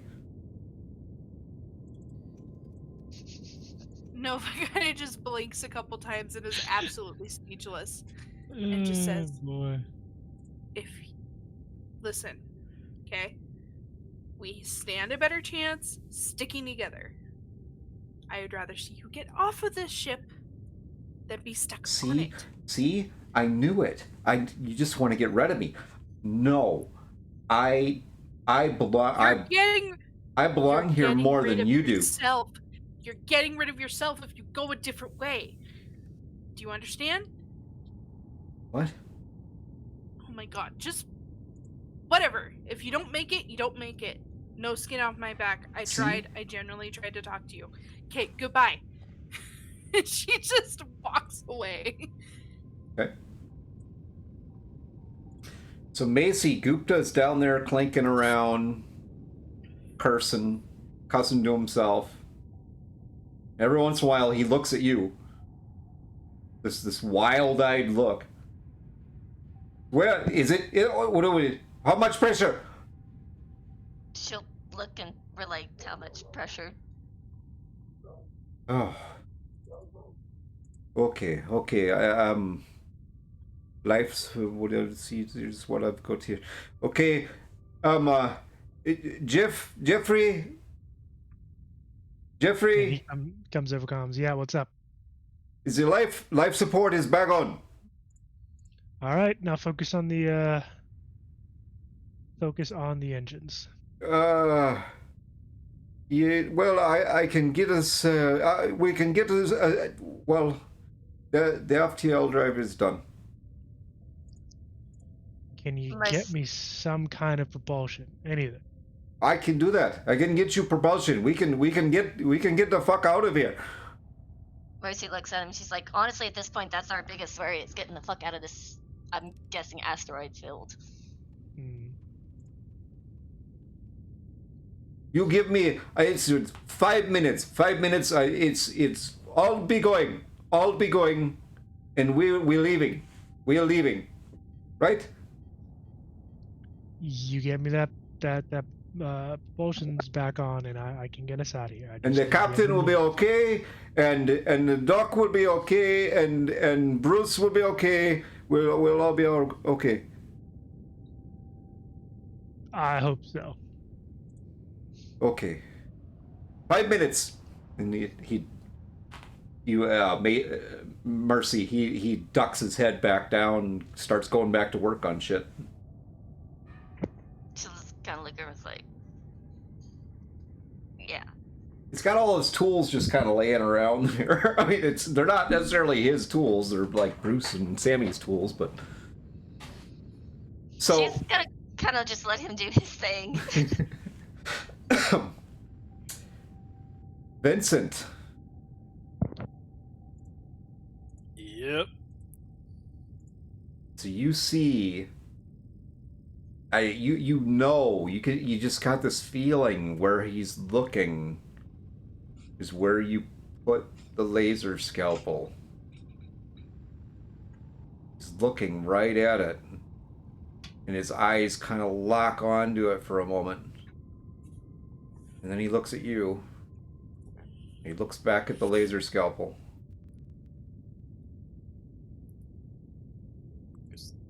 Vince is like, Sammy, please, just whatever you are thinking, just please take a moment, take a deep breath. What do you got behind your back, Doc? What do you got? Let me see your hands. But he's still holding that stun baton, isn't he?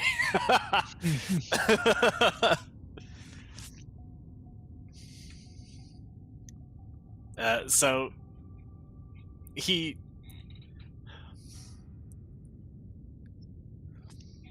trying to think how he responds to that bit, because he is still holding that stun baton. I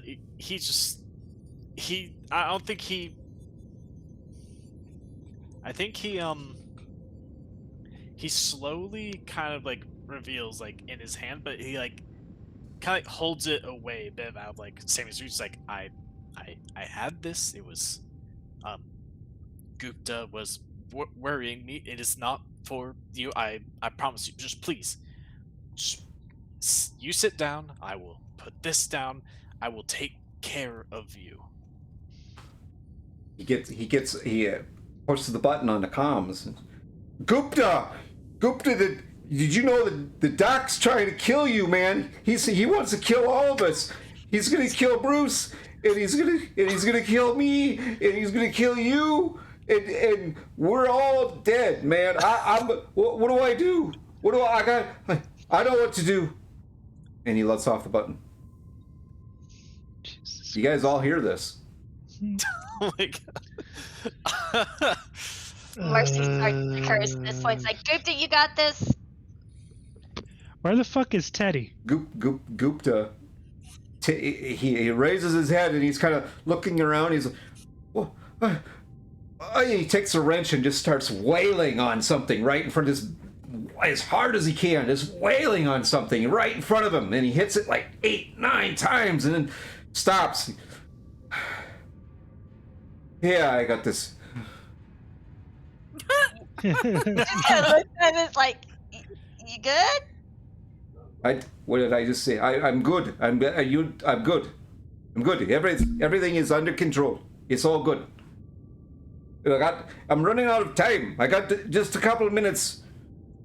Go, Okay. do whatever. Okay, she'll take off towards the med bay.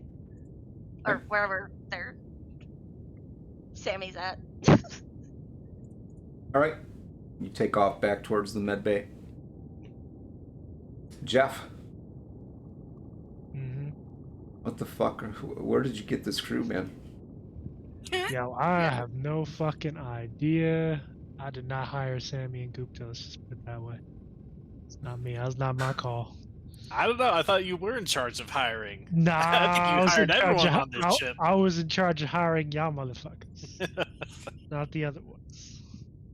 That was somebody else's job at the time. So Jeff, he is hearing all of this shit. He comes over the comms like, "Hey, Teddy, move your ass. We need you to get to the dock and to Sammy and make sure no one does anything stupid." At this point, he's running towards the bay to meet up with Nova and whomever else. 1, to get a suit for himself, and 2, to prep the shuttle just in case they need to get the fuck out. So, all right, you go running off in the direction that you think Nova's coming from, and Nova, as you're headed towards the lifeboat, you run into Jeff. We'll catch that interaction here in just a moment. Mercy, you take off to go check on things, and as you're walking up the hallway, kind of in the direction of the, because you got to go past the science area, and the entrance to the cargo bay is right there, and you swear you hear somebody crying.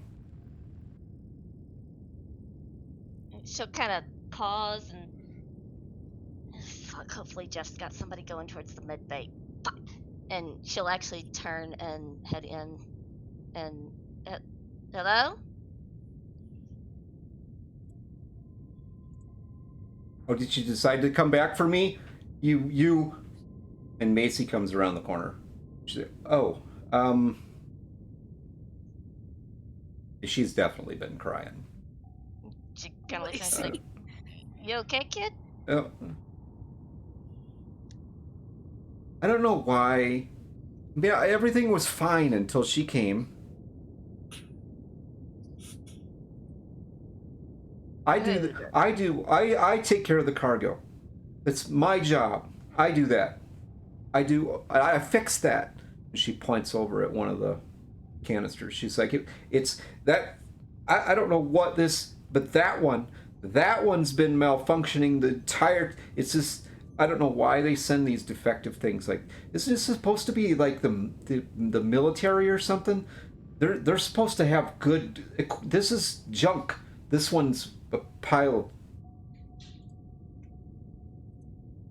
Mercedes kind of nods. She's like, yeah, Look, kid, you kind of get used to the idea that everything ain't as it seems.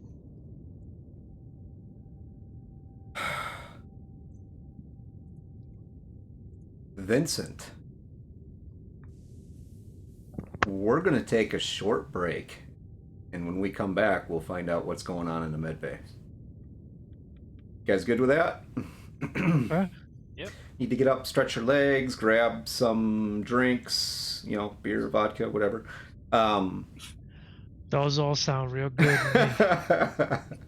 Absolutely. So we'll take, I don't know what, 10 minutes, and we'll be back, and we will find out what is going on for the final for today's episode. Okay.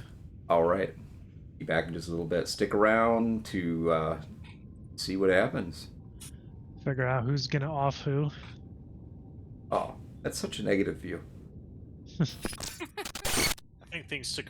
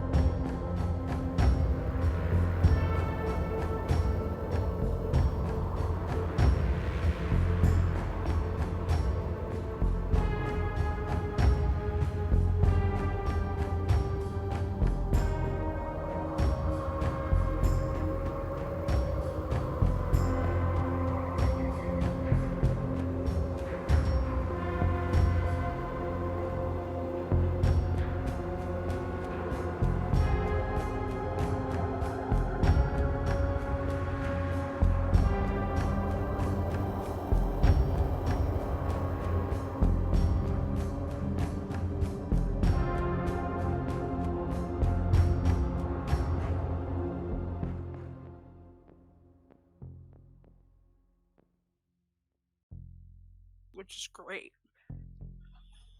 All right. So the music, it is an 80s and 80s genre film called second movie Aliens. No, it actually came from The Thing. Oh, Kurt Russell. Yes, the original Mhm. Thing. I remember watching, not in the 80s, I was born in the 80s, but I remember watching the movie Yeah, in the 90s. there was another movie called Outpost 31 that had this track is actually from.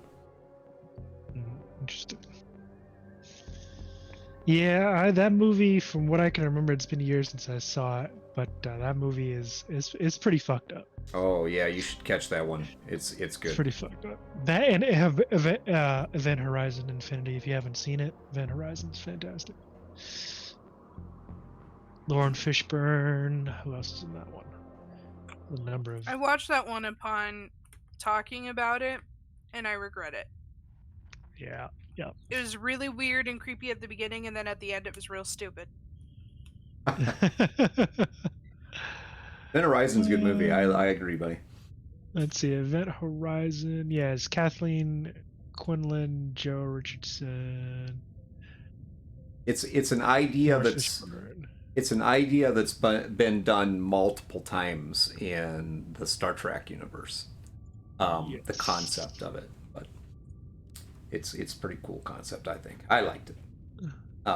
It has it has some influence on shoot, what is there's a series out now. There's a book actually. The Expanse. The Expanse, yeah. Yeah. I think it has some influence I've heard on that.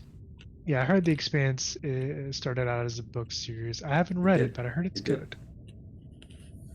The show was good. I really liked the show. I watched I need to watch it. It's First- on my to-do list to watch. the first like 2 seasons. Oh, almost done with the second season. I left off, I think, on like episode 6 or something like that.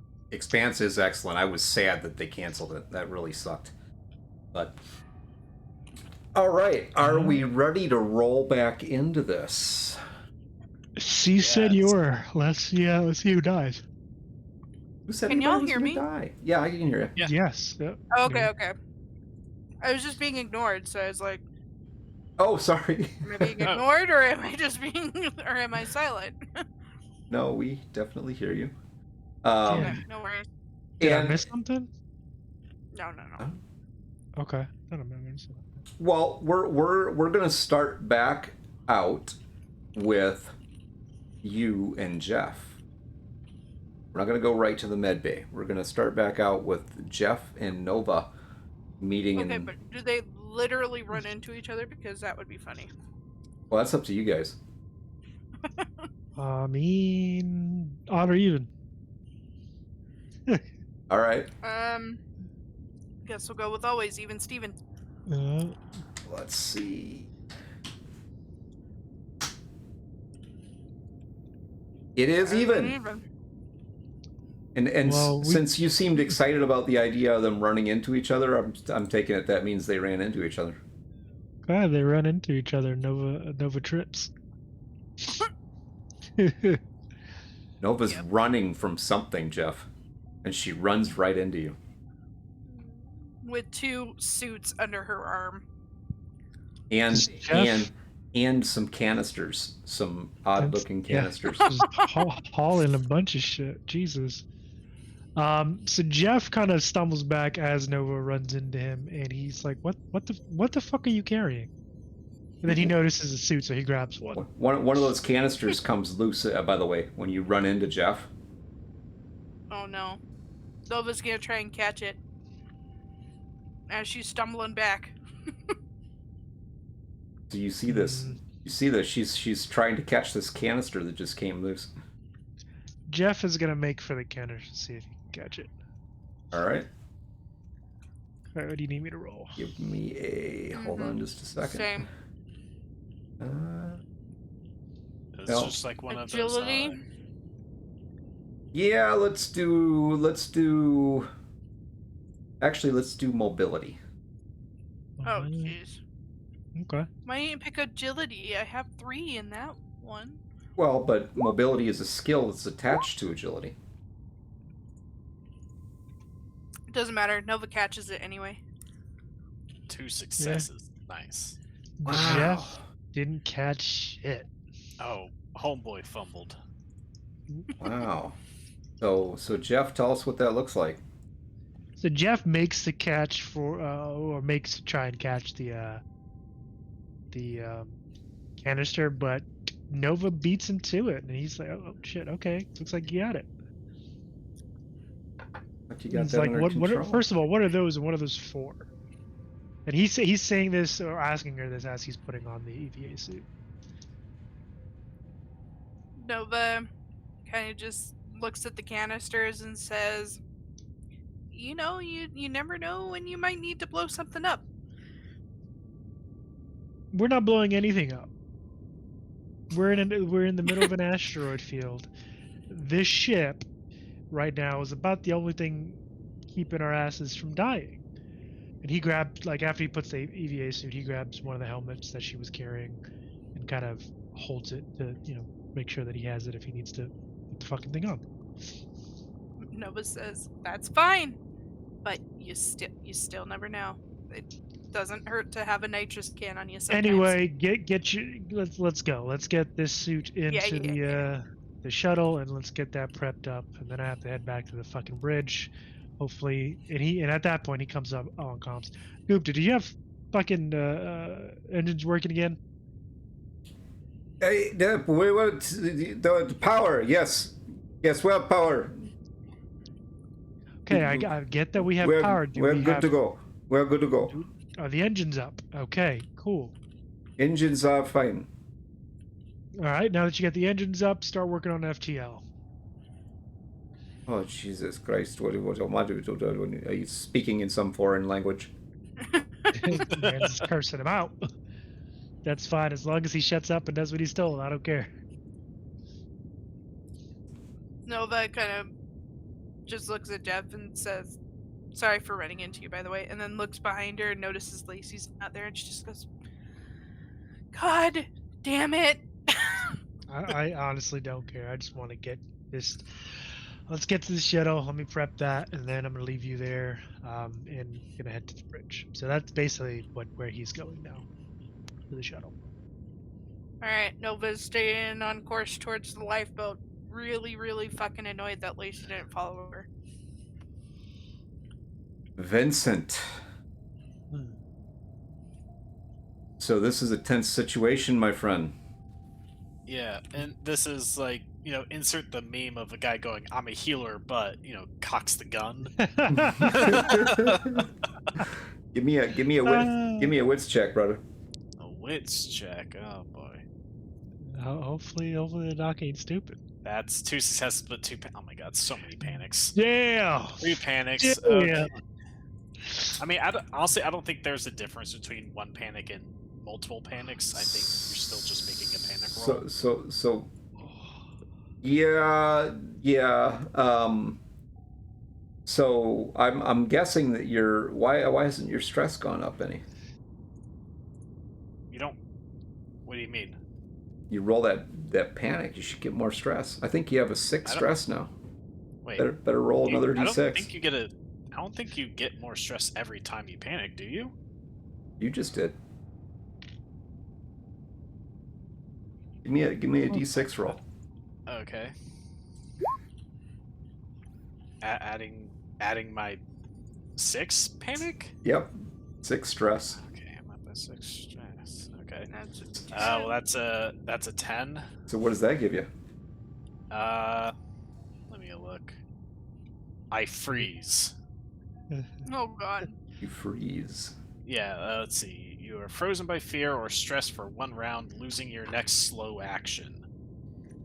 Your stress level and the stress level of all friendly PCs in short range of you increases by 1. Ooh. Now you got a stress level of 7. Okay. I feel like I can't do anything anymore. The stress is so debilitating. Man needs a drink. Literally, you and Sammy are just standing there staring at each other. Who's gonna blink first? Yeah, it's almost romantic, really. They're staring deeply into each other's eyes. Doc. Doc. Doc. Doc. Just. I think something's really wrong, man. Look, we're both having a. We're both having something of a panic attack. I believe. Just. You. Do not move. Look, just put the thing. Yeah. Let's just put the thing down, okay? And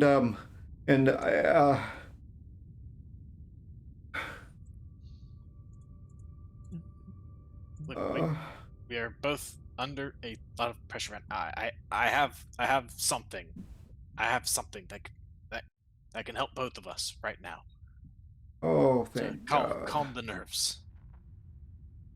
And literally, this guy just melts in front of you, drops to the floor.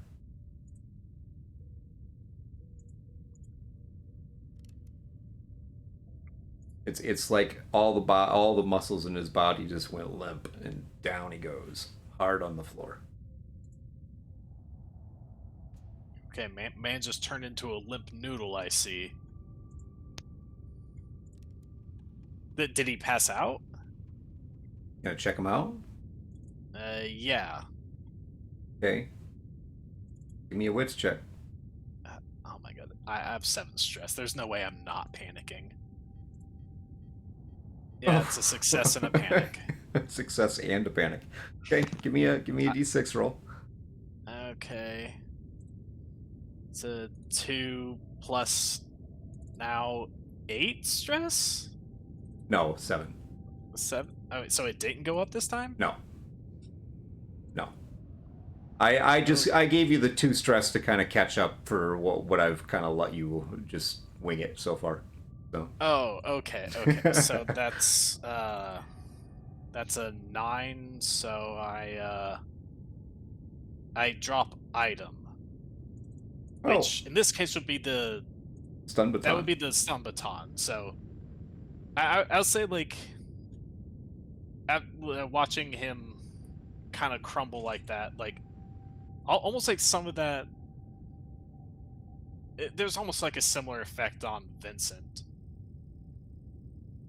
to where like he just can't hold on to that thing anymore. It's just like he doesn't quite crumble, but it's like that tension leaving, but it's not like a actual like relief, you know, because I don't imagine it's that way for either of them. Wow. But he drops it. You guys are just kind of clanks to the floor. You're having the whole traumatic event experience, and like you're like synced up now. You're linked. You're like brothers. Oh my goodness. We should like hang out or something sometime. So as you drop that stun baton, the door of the infirmary comes open. And there stands Teddy. Teddy, cool as a cucumber. He just kind of looks at you. And he looks down on the floor, and he sees Sammy laying on the floor. And he looks over by your feet and sees the stun baton. Oh no. And he looks back up at you. It's like, Oh no. And I feel like he's not even gonna like think about what this looks like. He's like, Teddy, is good thing you're here. Sammy, he has been in a state of panic. I believe I have been too. Can you help me? Yeah, Doc. Why don't you just take a seat there? Let me get Sammy up off the floor here. Yes, thank you. And he's actually going to go over to his medication cabinet and start looking for some doses of Nepper leave. Okay.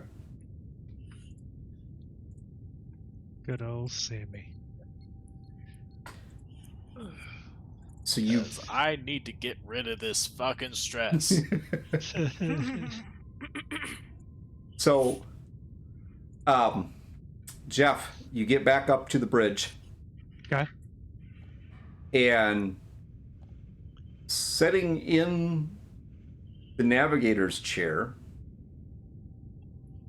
is Rex.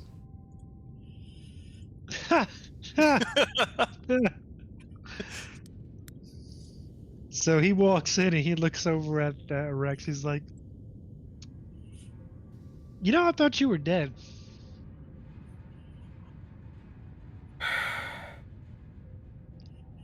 What do you say we get out of here? He kind of looks at him. He's like, "And just leave the ship." No, we're not leaving a ship. What the fuck, are you nuts? I just wanted to clarify, man. Didn't Goop just say he got the power back on? I mean, we at least got... I don't know. It looks Yeah. like FTL's shot. I don't know. We'll have to worry about that later. We need to get out of this before we end up in there. And he points out the window at the asteroid field. So just to clarify, because he was headed towards the shuttle, not the bridge. Right. I'm assuming you went to the shuttle already and did your thing. Yeah. Okay. So we're fast forwarding to the bridge. Gotcha. Okay. So he's like, "Yeah, well, that's what I came up here to square away." And with that, he literally just walks to the pilot seat, drops down, turns towards the instrument panel, grabs the stick, and he's gonna try to get them the fuck out of this asteroid field. It's like, so why are you not dead? Because according to Mercy, your compartment was depressurized. Yeah. Yeah, by the way, I'm taking your compartment for now. He goes over the intercom. I need everybody to report to the bridge. We're going to get out of this asteroid field. We need to regroup, check for damages. So report to the bridge. All right. So yeah, Jeff's gonna start trying to pilot them the fuck out. What do you need me to do? Give me a piloting check. All right, time to pilot the fuck out of this. This is the moment of truth, because if he fails his piloting check, I'm not sure what happens. That is a triple success. Nice. All right, so you managed to pilot the ship. You managed to fire it up. You guys can feel as the ship begins to move, and Jeff manages to turn you away from the asteroids. So I mean, he's like he's sitting there, he's biting his tongue and just piloting the fuck out of that ship, inching it, past these massive asteroids. Basically, he kind of drops down below the asteroid belt, and clears it. Pucker factor was real. Wow. I think it was those fucking bugs. What bugs? I mean, I did see one of them outside. Apparently, these fucking bugs can live in space. I saw one of them outside on the fucking viewport. We're gonna have to go take a look at that FTL. Something must have gotten into the FTL drive. I don't know what else could have happened. We've been floating out here for 4 months. 4 months? Jesus. All right. So we've missed our window. Yeah. Let's just get everybody up here to the bridge so we can figure out what's going on with the ship. All right. Next time I suggest stopping for a derelict vessel, don't let me. Yeah, I don't know. Might have to drop you off at the next space station. Oh yeah, who the fuck gonna get the power of this hunk of junk?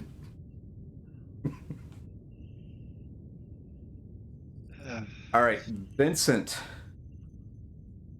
Teddy gets Sammy up on the table and just kind of leaves him there.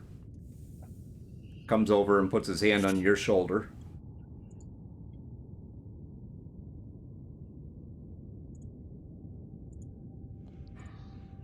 It's like, yes, I will be fine. I just need a moment. I believe both of us, myself and Semi, are in need of a dose of Neprolief. It'll help ease the nerves. Okay. Well, you do what you got to do, and you heard the captain, right? Yes, I will be there momentarily as soon as I have administered the doses. Like, All as right. he's saying that, he's like grabbed a bottle and a syringe, 2 syringes. You know, don't share needles, kids. Teddy just kind of backs away a little bit, and he looks down at the stun baton. He looks back at you, kind of a quizzical look on his face. You make sure you put that away. Yes, of course. All right. And he leaves. Mercy, you have heard this message. Yep. What are you doing? She's gonna look at Lace like, you gonna be okay here, kid? I mean, you seem pretty shaken up. Yeah, I'll be fine. You sure? I mean, look, I got a kid brother. I get it. It's not easy being the youngest on the ship, or I'll in be general, for that matter. I'll be along in a minute. Where are you gonna head to? I just need to be alone for a minute. Hey, kid. Given that what's been on the ship, probably not a good idea for us to be alone right now. What do you mean? What's been on the ship? What are you talking about? We've had a stowaway. We got somebody that's fucking stuck in FTL or whatever the fuck. We don't know if that's the only thing that came back, or if that's the only stowaway. Okay. All right, fine. Fine. Lead the way. Yeah, I'll follow you. You said you had something you wanted to go do, so I'll follow you. Well, I was just gonna stay here. Okay. I mean, All right, fine. So she pulls something out of her little belt pouch and pulls out this thing that looks like a flame and lights something up. kind of raises her brow at her. You want some? What do you do? No, I'll pass. It's just tobacco. Yeah, I'll pass. Tobacco. Nova.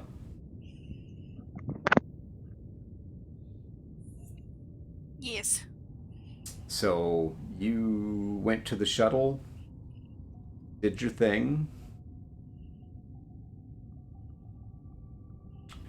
Captain just called everybody to the bridge. Love that she's alone right now. But yeah, she's just gonna make sure that everything is set up in the shuttle, ready to go in case they do need to bail. And then once that's complete, she is going to head towards the bridge. Okay. The message. Still with her 2 canisters of nitrous. Okay. The message from the captain was a little bit garbled. You did catch that everybody was supposed to report to the bridge, but it was a little bit kind of like garbled. Great. She's just gonna do her best to keep that out of her mind for now and just keep on heading up to the bridge. Very cautious of every dark corner after hearing about what Mercy and Vincent have come across. She's like, God damn it, why am I here alone? By myself? Don't like this. Yeah, and she actually has one nitrous canister ready in case Oh, something comes towards she her. got just fucking beating someone in the face with that thing. Ugh. So, You're Mercy, muted, Matt. I was just saying, you never know when you might need to blow something up. you never know. Remember, you are in the vacuum of space in a giant tin can. So, just keep that in mind. Yep. So, Mercy, you go to take off with I'm following Lacey. She stops after she's done with her smoke. And she looks over at this cargo. She's like, ah, shit. Damn it. Everything okay?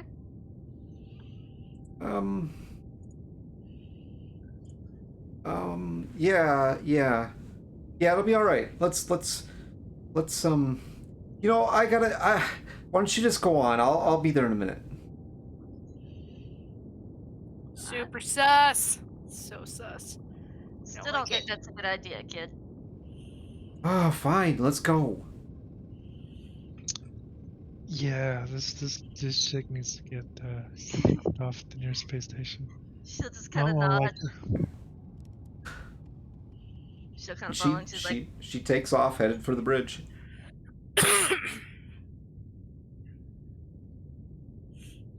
Vincent. Oh, sorry, go ahead.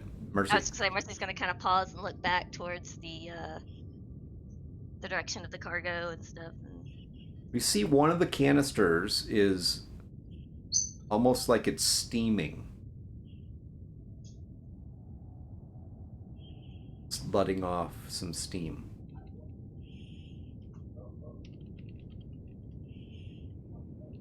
okay. Meanwhile, Lacey just kept on going. Vincent, Yeah. what you doing? It's now you and Sammy in the infirmary. Yeah, he's going to administer Sammy a dose of Neproleve. Okay. He is out cold. You're gonna drug him up while he's out cold. Well, A little nap might not hurt anything. thing is, like, you know, with the type of passing out he just did, you don't know how long he's gonna be out, which could be not very long at all, and he probably shouldn't, and he'd probably be in that same mental state, so I imagine it's probably a good idea to give him something that would calm him down. Okay. Then, after he's administered that dose to Sammy, you kind of like put a little bit like disinfectant like on his face, because if I remember right, he had kind of scratched his face up a good bit. Yeah, he did. A little bit disinfectant. You know, a good old mama's kiss. No. You know, to get that taken care of. Then he, with the other syringe, administers a dose for himself. Okay. When you're done there, are you gonna head back up to head up to the bridge, or what are you doing? Yeah. He's heading up to the bridge after that, and he's gonna. You gonna leave Sammy there? Sam would be fine. He's calm. He should be calm when he wakes up now. He'd be as good as a little kitten. Yeah. I mean, Teddy's there. No, still. Teddy already left. Teddy already Oh. went to the bridge. Yeah, he'll leave like a little note or something for Sammy if he wakes up. Be pretty much just say that everyone's headed for the bridge. Okay. So all of you get back up to the bridge.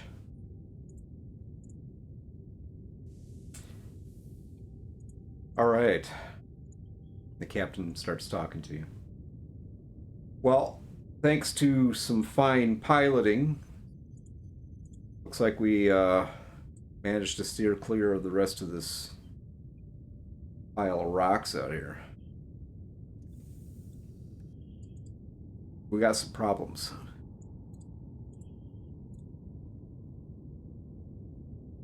Where the hell? Right. Where the hell is everybody? And I see all of you, but I don't see Sammy. I don't see Gupta. Where the fuck is Lacey? Sammy is currently resting in the med bay at the moment. All right. So, where did you see Lacey last? Anybody?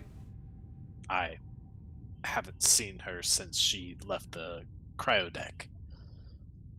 He kind of looks to pretty much the others, see if they know anything. Nope. Lacey, Gupta.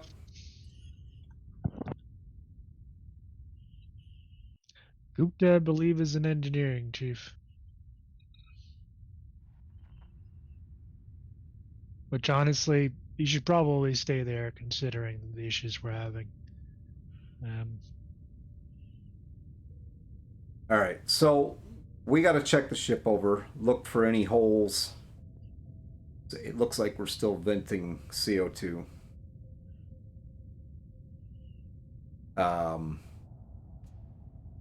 This compartment, he kind of points to the screen. His room, private rooms. This compartment's decompressurized, so we'll worry about that later. All right, what do we got here? Those 3 gone, so we got 6 of you. Let's break up in teams of 2. Go through the ship. You got that. Where's that Instapatch at? So Jeff kind of reaches beneath the console and pulls out a decent sized crate. Inside are like tools to kind of patch seals and whatnot.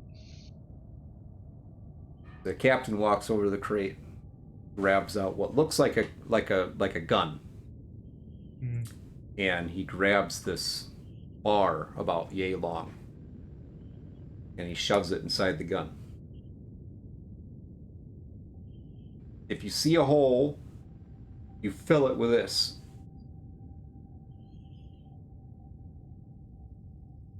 All right? Okay. Simple as that. It's like a hot glue gun, but for ships. Something like that. As long as it works for now, we got to seal up any holes, and somebody needs to go check on Gupta. Somebody needs to go find Lacey. Again. Gotta go fucking find Lacey again. And And Nova does say that out loud, yes. She does seem to go missing quite often. Make sure that we... you know what? Vincent, you and I will go by the infirmary that way. Check on Sammy just to make sure he's all right.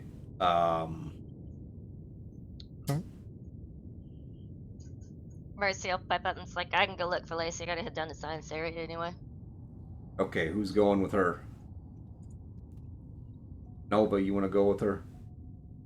Fuck no. I'm sick of Lacey. All right. I told Lacey Teddy. that if she didn't follow me, then she was on her own. Jesus Christ, lady. She's just a kid. Come on. Give her a break. She's a grown-ass woman. She needs to get her shit together. Sir, to be fair, she ain't exactly getting along with the rest of the crew. I mean, might be best if I just go by myself. At least for this time. Yeah, I she mean, seems la- to like last time Mercy for some reason.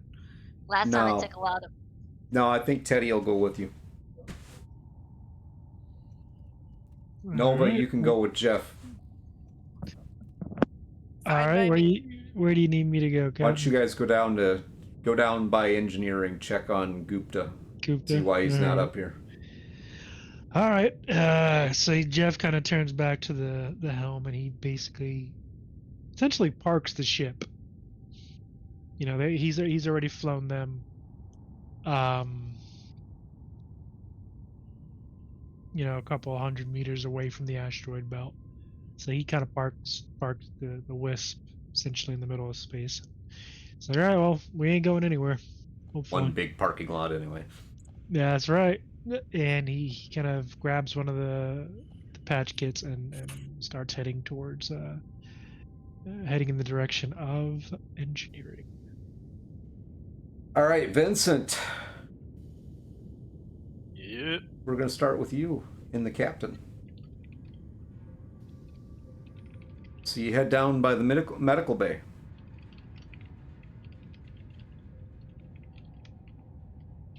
Sammy's still right where you left him. Alright, still unconscious. Yeah. Okay. He's like, I see he's still there. Doesn't seem to have woken up. Oh. The hell did you give him? Well, he passed out due to being in a state of shock. I've given him a dose of nep relief that should help calm the nerves. It is not something that would knock a person out like this. He kind of goes over to Sammy, kind of nudges him to see if like he'll wake or anything like that, kind of checking him over.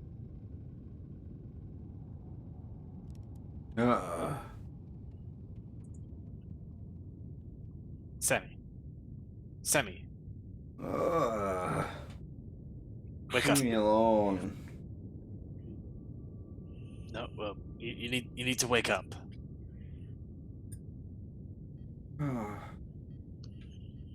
Why? Because we need to work. And he kind of looks over at Captain's like, Rex, some help? I think you have, I think you would have better luck at waking him up than I could. Rex goes over to the sink in your infirmary, pulls out one of the plastic cups, fills it with water, walks over and throws it on Sammy. And Sammy gets up. Ow! What are you doing? What are you doing? What do you do that for? Oh! Rex is like, time to go to work.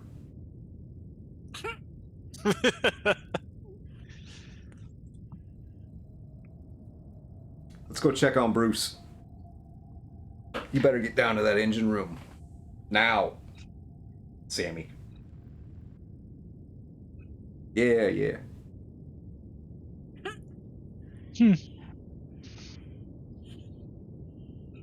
So, head off to check on Bruce? Yeah, head down to the cryo deck. Okay.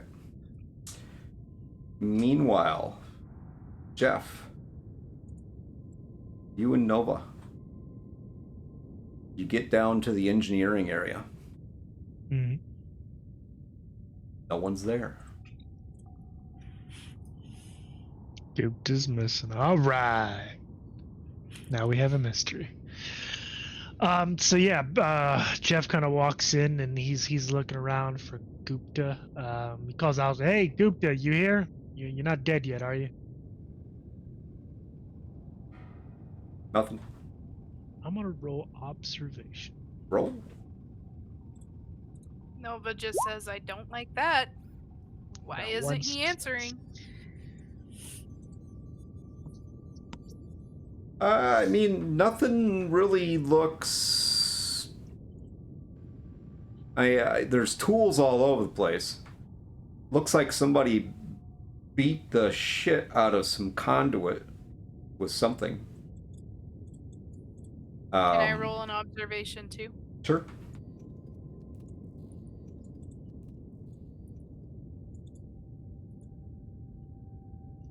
It is a 3. No panic.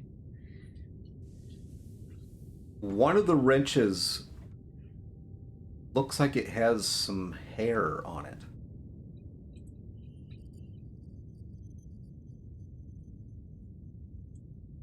She kind of walks over and points to the wrench and says, "Is that the wrench that Sammy beat that dude's head in with?"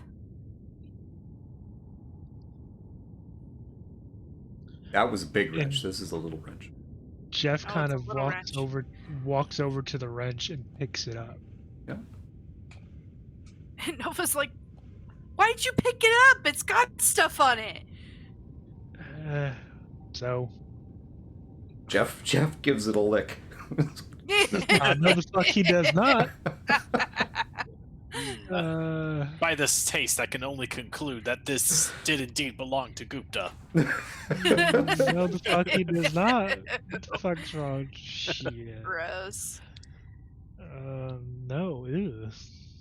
There's some. His mom raised him better than that. You look at this wrench, Jeff. I mean, it's like it's got a couple strands of hair that are kind of like caught in it, but it doesn't look like there's no blood or anything.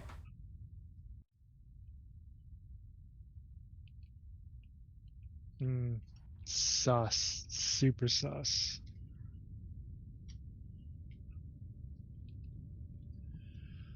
So he kind of puts the wrench down on one of the consoles, and he's walking around engineering, looking for Gupta, calling out for him and everything. No, you cover all of engineering. Nothing. Nova is gonna go over to the console that got the shit beat out of it and try and discern what it is and if it's important. Well, it actually wasn't a console. It's just some ducting, some ductwork. Oh. Well, is it leaking? Is No. it spraying stuff? No, doesn't. It looks like it's pretty much been disconnected from anything. Nova kind of looks at it and that it's disconnected, and she's like, I don't think that's a good thing. I'm no engineer, but I don't think stuff's supposed to be disconnected down here. Probably not, but we'll have to worry about that later. I have no idea how to fix it anyway. He comes over calm saying, "Hey Gupta, where the fuck are you? You're not in engineering where you're supposed to be." Everybody hears that, but there's no answer.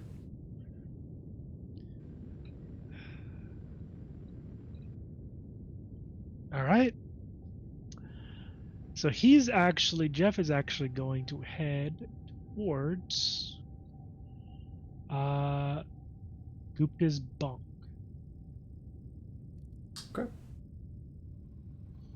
Mercy. Yes. So you and Teddy are headed towards the science bay? Yes. Okay. Nothing looks like it's changed from when you were there before. I mean, you just basically came from that direction. You see the science bay, you see the doors to the cargo bay are still open.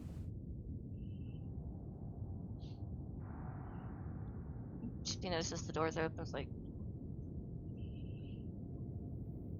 odd. Did you close them? No. Okay, what are you doing?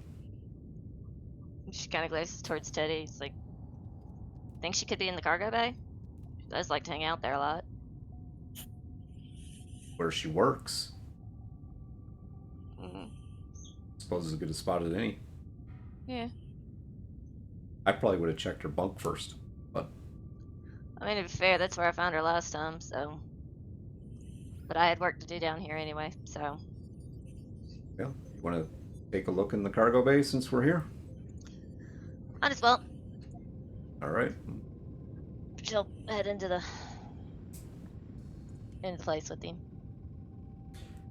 We're going to skip back over to Vincent quick. So, Vincent, you and the captain get to the FTL beds. Bruce is still sleeping like a baby. All right. Vince is gonna go over to like the main terminal, access Bruce's pod and just sort of like pretty much just check on his vitals, like what his condition looks like, has it worsened, etc. Because I know these things don't like completely halt your vitals and all stuff. It just Right. brings them to like extremely slow. You can tell that he is sick, but it hasn't necessarily gotten like worse. But you can tell he's sick. Something's not. Could be a virus of some sort. Yeah, I believe in the previous session we did manage to identify it as some sort of virus. So, yeah, and Vincent did get a blood sample.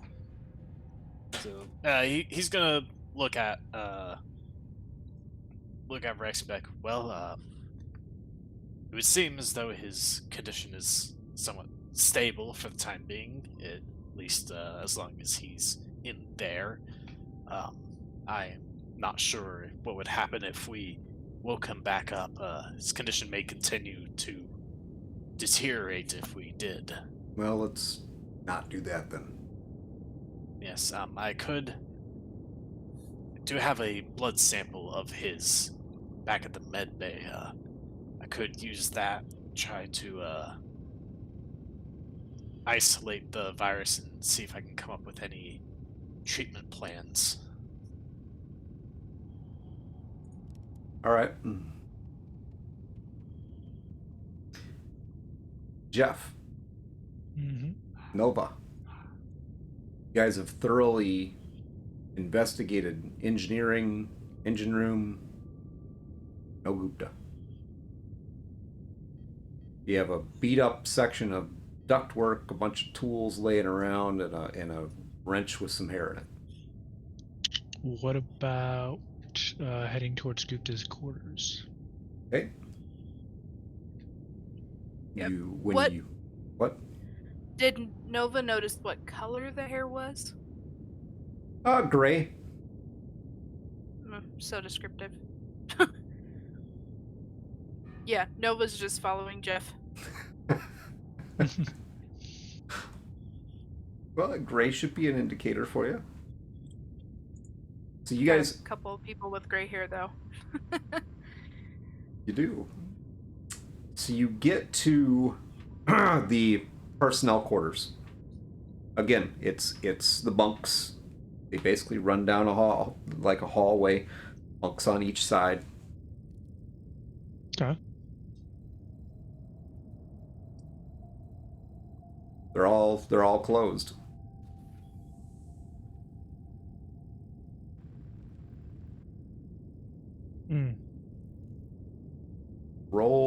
Give me an observation check.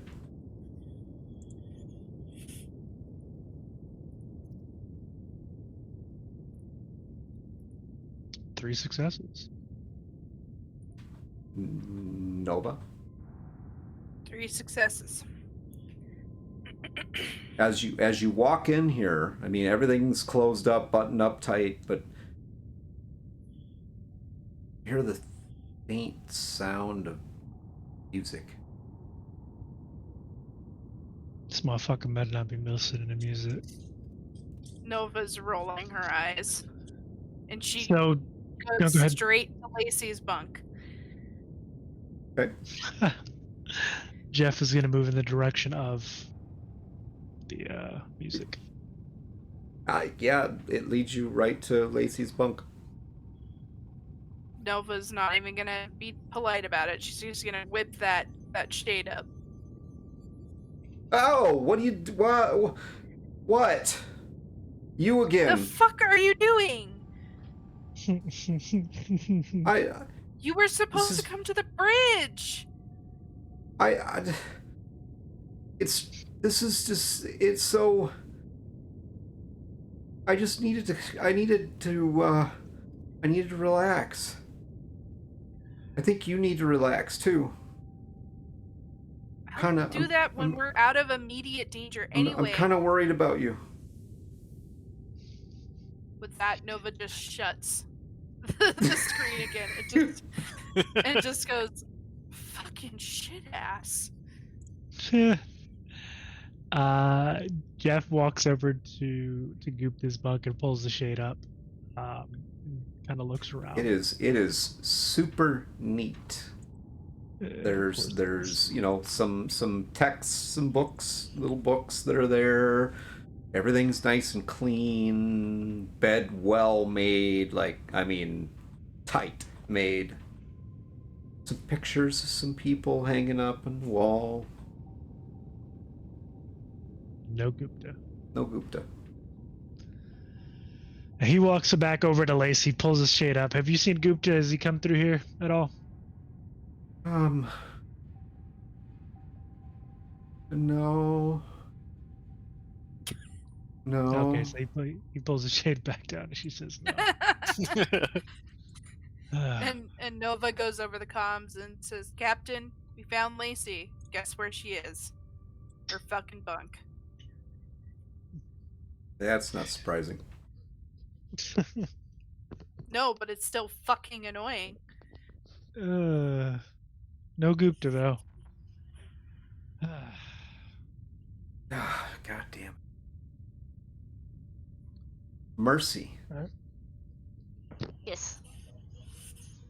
As you and Teddy are walking into, you're kind of just at the doorway. As you walk down the hallway, you're at the bulkhead, which is open, leading into this large cargo bay.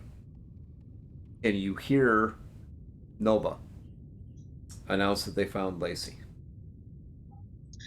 And as you hear this, Teddy kind of reaches over and taps you. Hey! Weren't you down here a little while ago?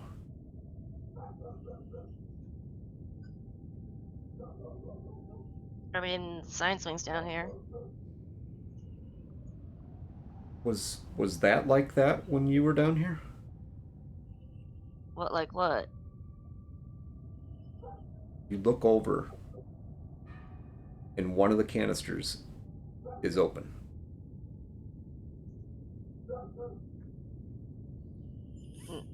No. No, it was not like that. Captain, I think you need to come down to the cargo bay. Matter of fact, I think everybody should come down here. All right. We're all gonna fucking die. So yeah, I guess Jeff is gonna be making his way towards the cargo bay. Nova is actually going to open Lacey's shade again and basically just grab her by her collar and pull her out. Okay. Get over here. Fuck over here. She doesn't really protest much either. She's kind of like a little noodle. And she puts her right in between Nova or herself and Jeff. It says, keep walking. You're not deviating anything. You're staying with us. All right. God damn it. All right. Yeah. I'm staying with you. You know, you can be kind of cool sometimes. And Jeff kind of looks back at Lacey. Are you fucking high? Well, it's Captain's okay with it. Not when it affects your job, shit ass. Why, I don't have anything to do right now. Jeff doesn't say a word. He just keeps walking. Just keeps on walking. You guys get down to the cargo bay. And one of these canisters, magnetically sealed canisters, is wide open. They're smaller than a 50-gallon drum, but not by much. That's quite a large canister. Inside of this canister is something that looks like an egg. only it's open at the top.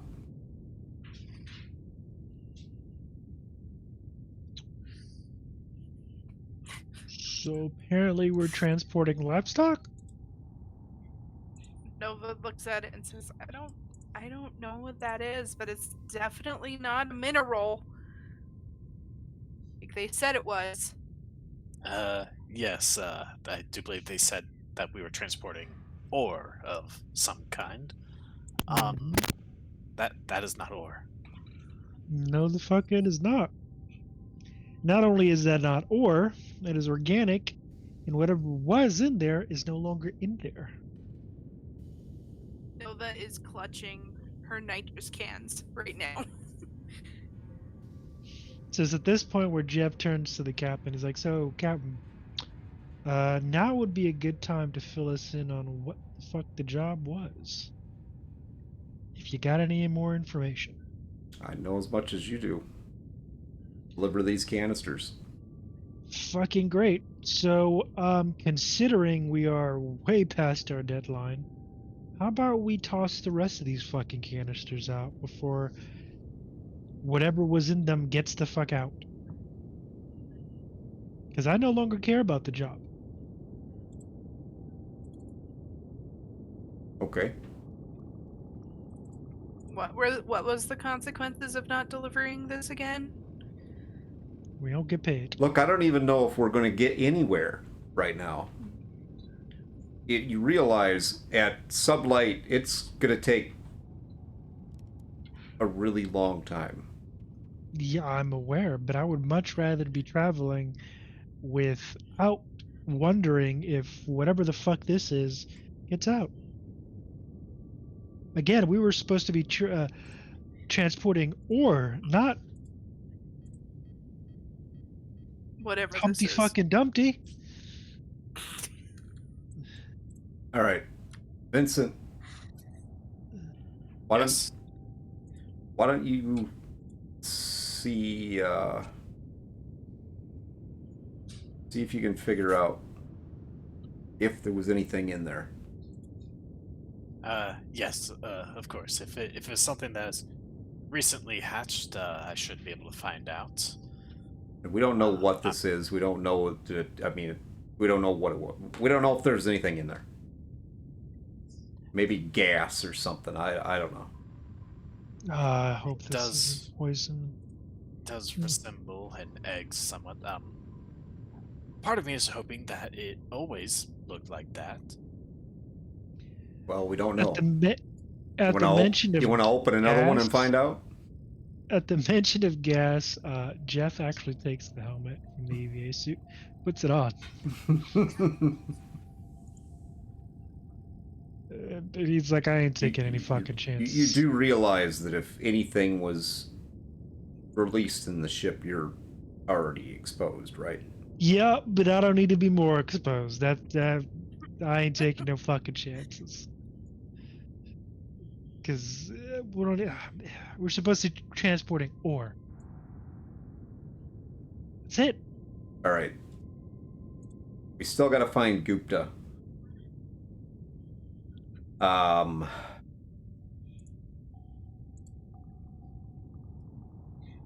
Mercy, you and I'll keep looking for Gupta. Nova, why don't you help Vincent? Teddy, you and Jeff get the rest of this bullshit off my ship. Roger that. So we're gonna leave this one, and he points to the open one. He turns to the other containers. Let's get all of that shit the fuck off. As a matter of fact, he also turns to the to Mercy. He's like, I'm gonna borrow one of these. She kind of side eyes, is like, just put my shit back the proper way. Nova actually gathers all the paperwork and shit that goes with it and puts it on top and just says, just get rid of it all. No, It was never here. It was never here. So yeah, he took the one of the nitrous canisters from Nova, and he looks over at Teddy. He's like, so we're gonna blow this all up. Okay.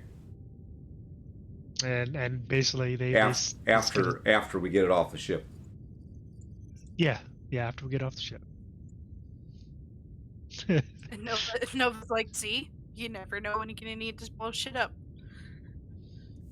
So yeah, so he kind of works with Teddy to start getting these canisters basically to one of the airlocks on the cargo deck.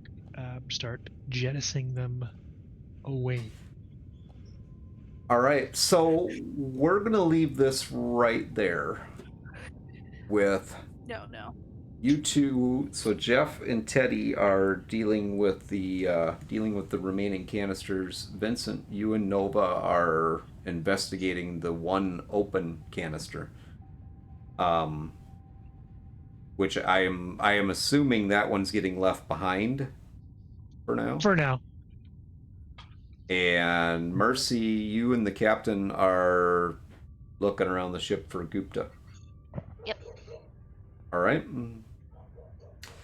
And we'll stop right there for episode 4. And then next week we'll pick up with episode 5, which is uniquely named The End. So we'll find out how this story ends next week. Oh boy. You guys are really resistant to getting into a fight. Jeez. So what did you think? I know. What do you think's going on? How do you let's chat. Player wise, we know what's going on. Yeah, player. I Are you mean, sure? unless you're trying to pull a bait and switch on us, I don't know. I don't trust it, man. I don't like it. My character doesn't like it. I don't like it. Nova's official rival is fucking Lacey. Yo, for real. Lacey about to catch a beating. And she's just super sus. I can't tell if she's just stupid or if she's sus. Yeah, I think Lacey. Jeff's rival is gonna be Lacey at this point. Well, let's look at this for a moment. You guys, you have Lacey. I mean, she's what? Lacey's just an innocent girl. You have Sammy, who obviously has some anger issues on top of other things. You have Gupta, who's missing. You have Bruce, obviously didn't do anything. He's been asleep the whole time.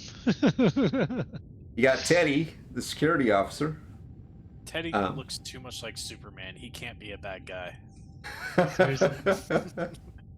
he's And then he's one of the good ones. Then you have Jeff. Oh, what about Jeff? Whose behaviors have been very not very, but his behaviors and his motivations do seem to be a bit self-centered. I'm not saying that he absolutely is, but I mean his reactions to things are definitely a little bit weighted towards his own personal safety. Then you have Vincent. Vincent is I don't know. What exact opposite. Well, yeah.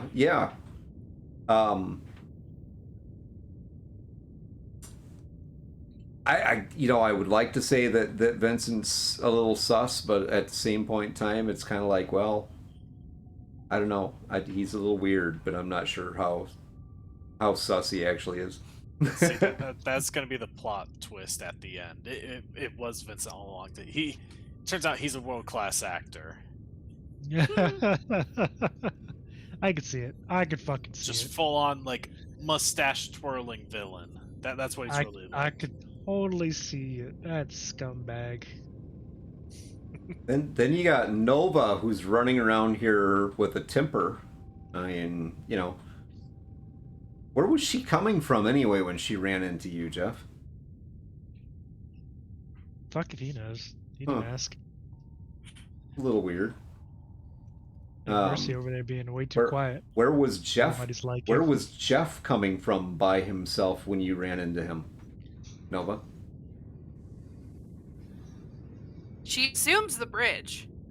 DM's trying to foment distrust. I like it. No, let's That's talk it. about where Rex was this whole time, huh? Yo, Yeah. facts. Where was Rex during Yeah. this See, whole we thing? can play this game too. All right. Huh? I say Especially Mercy 'cause he was went in- with somebody the entire time, so Well, and considering Rex went into a place that suddenly got decompressionized, and then he pops up out of nowhere, completely unscathed. Yeah. Well, Infinity Core says that Teddy's too sus. Way He's too way calm too for this calm. situation. I have my He's too suspicions good-looking. about Teddy, Well, but and I then, think he's one of the good ones. well, last but not least, we have Mercedes. And but Mercy was with someone the entire time. yeah, sort of. I mean, for the most part, other than like walking up to the bridge or something like that. Well, she was with Jeff initially, and Then she was with Lacey, yeah.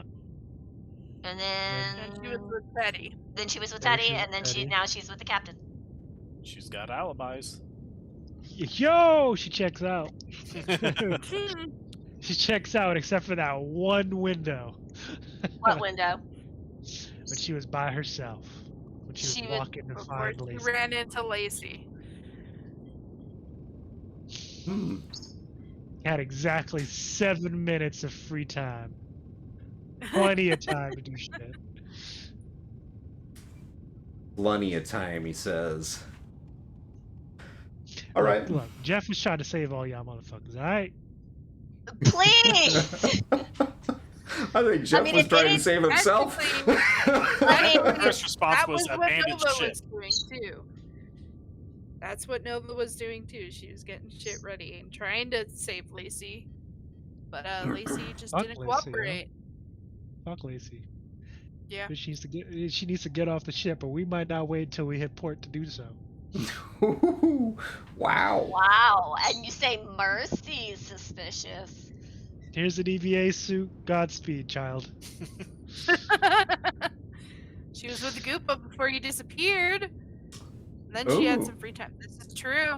This is true. Ooh. Lacey is sus. He was alive when she left, Oh yeah, that's right. She was with Gupta. but he was alive when she left. Hmm. Well, Oh. I guess see. we find out next week. And to be Mhm. fair, anybody else could have gone in there. So You're not wrong. So here's the thing for you. Next week, story-wise the same, but the for me the gloves come off next week. So Great. We're all gonna die. be prepared. Yep. I'm not saying everybody's gonna die, but I am Most of us are gonna die. I am not going to pull any punches. So you have Some that of you may die, but that is a sacrifice, sacrifice I'm willing to make.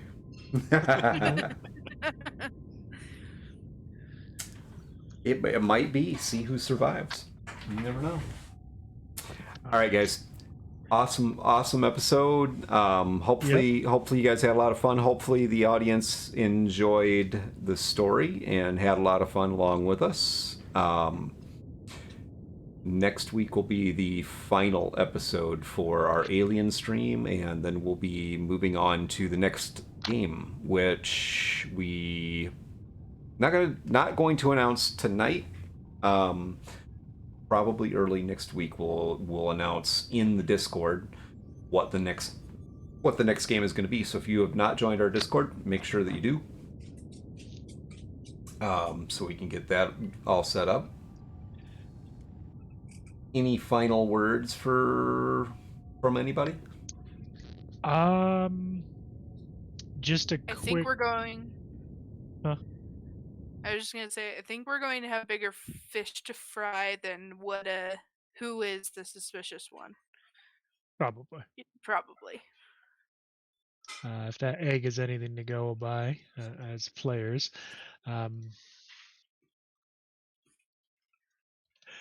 But yeah, name of the game is Alien.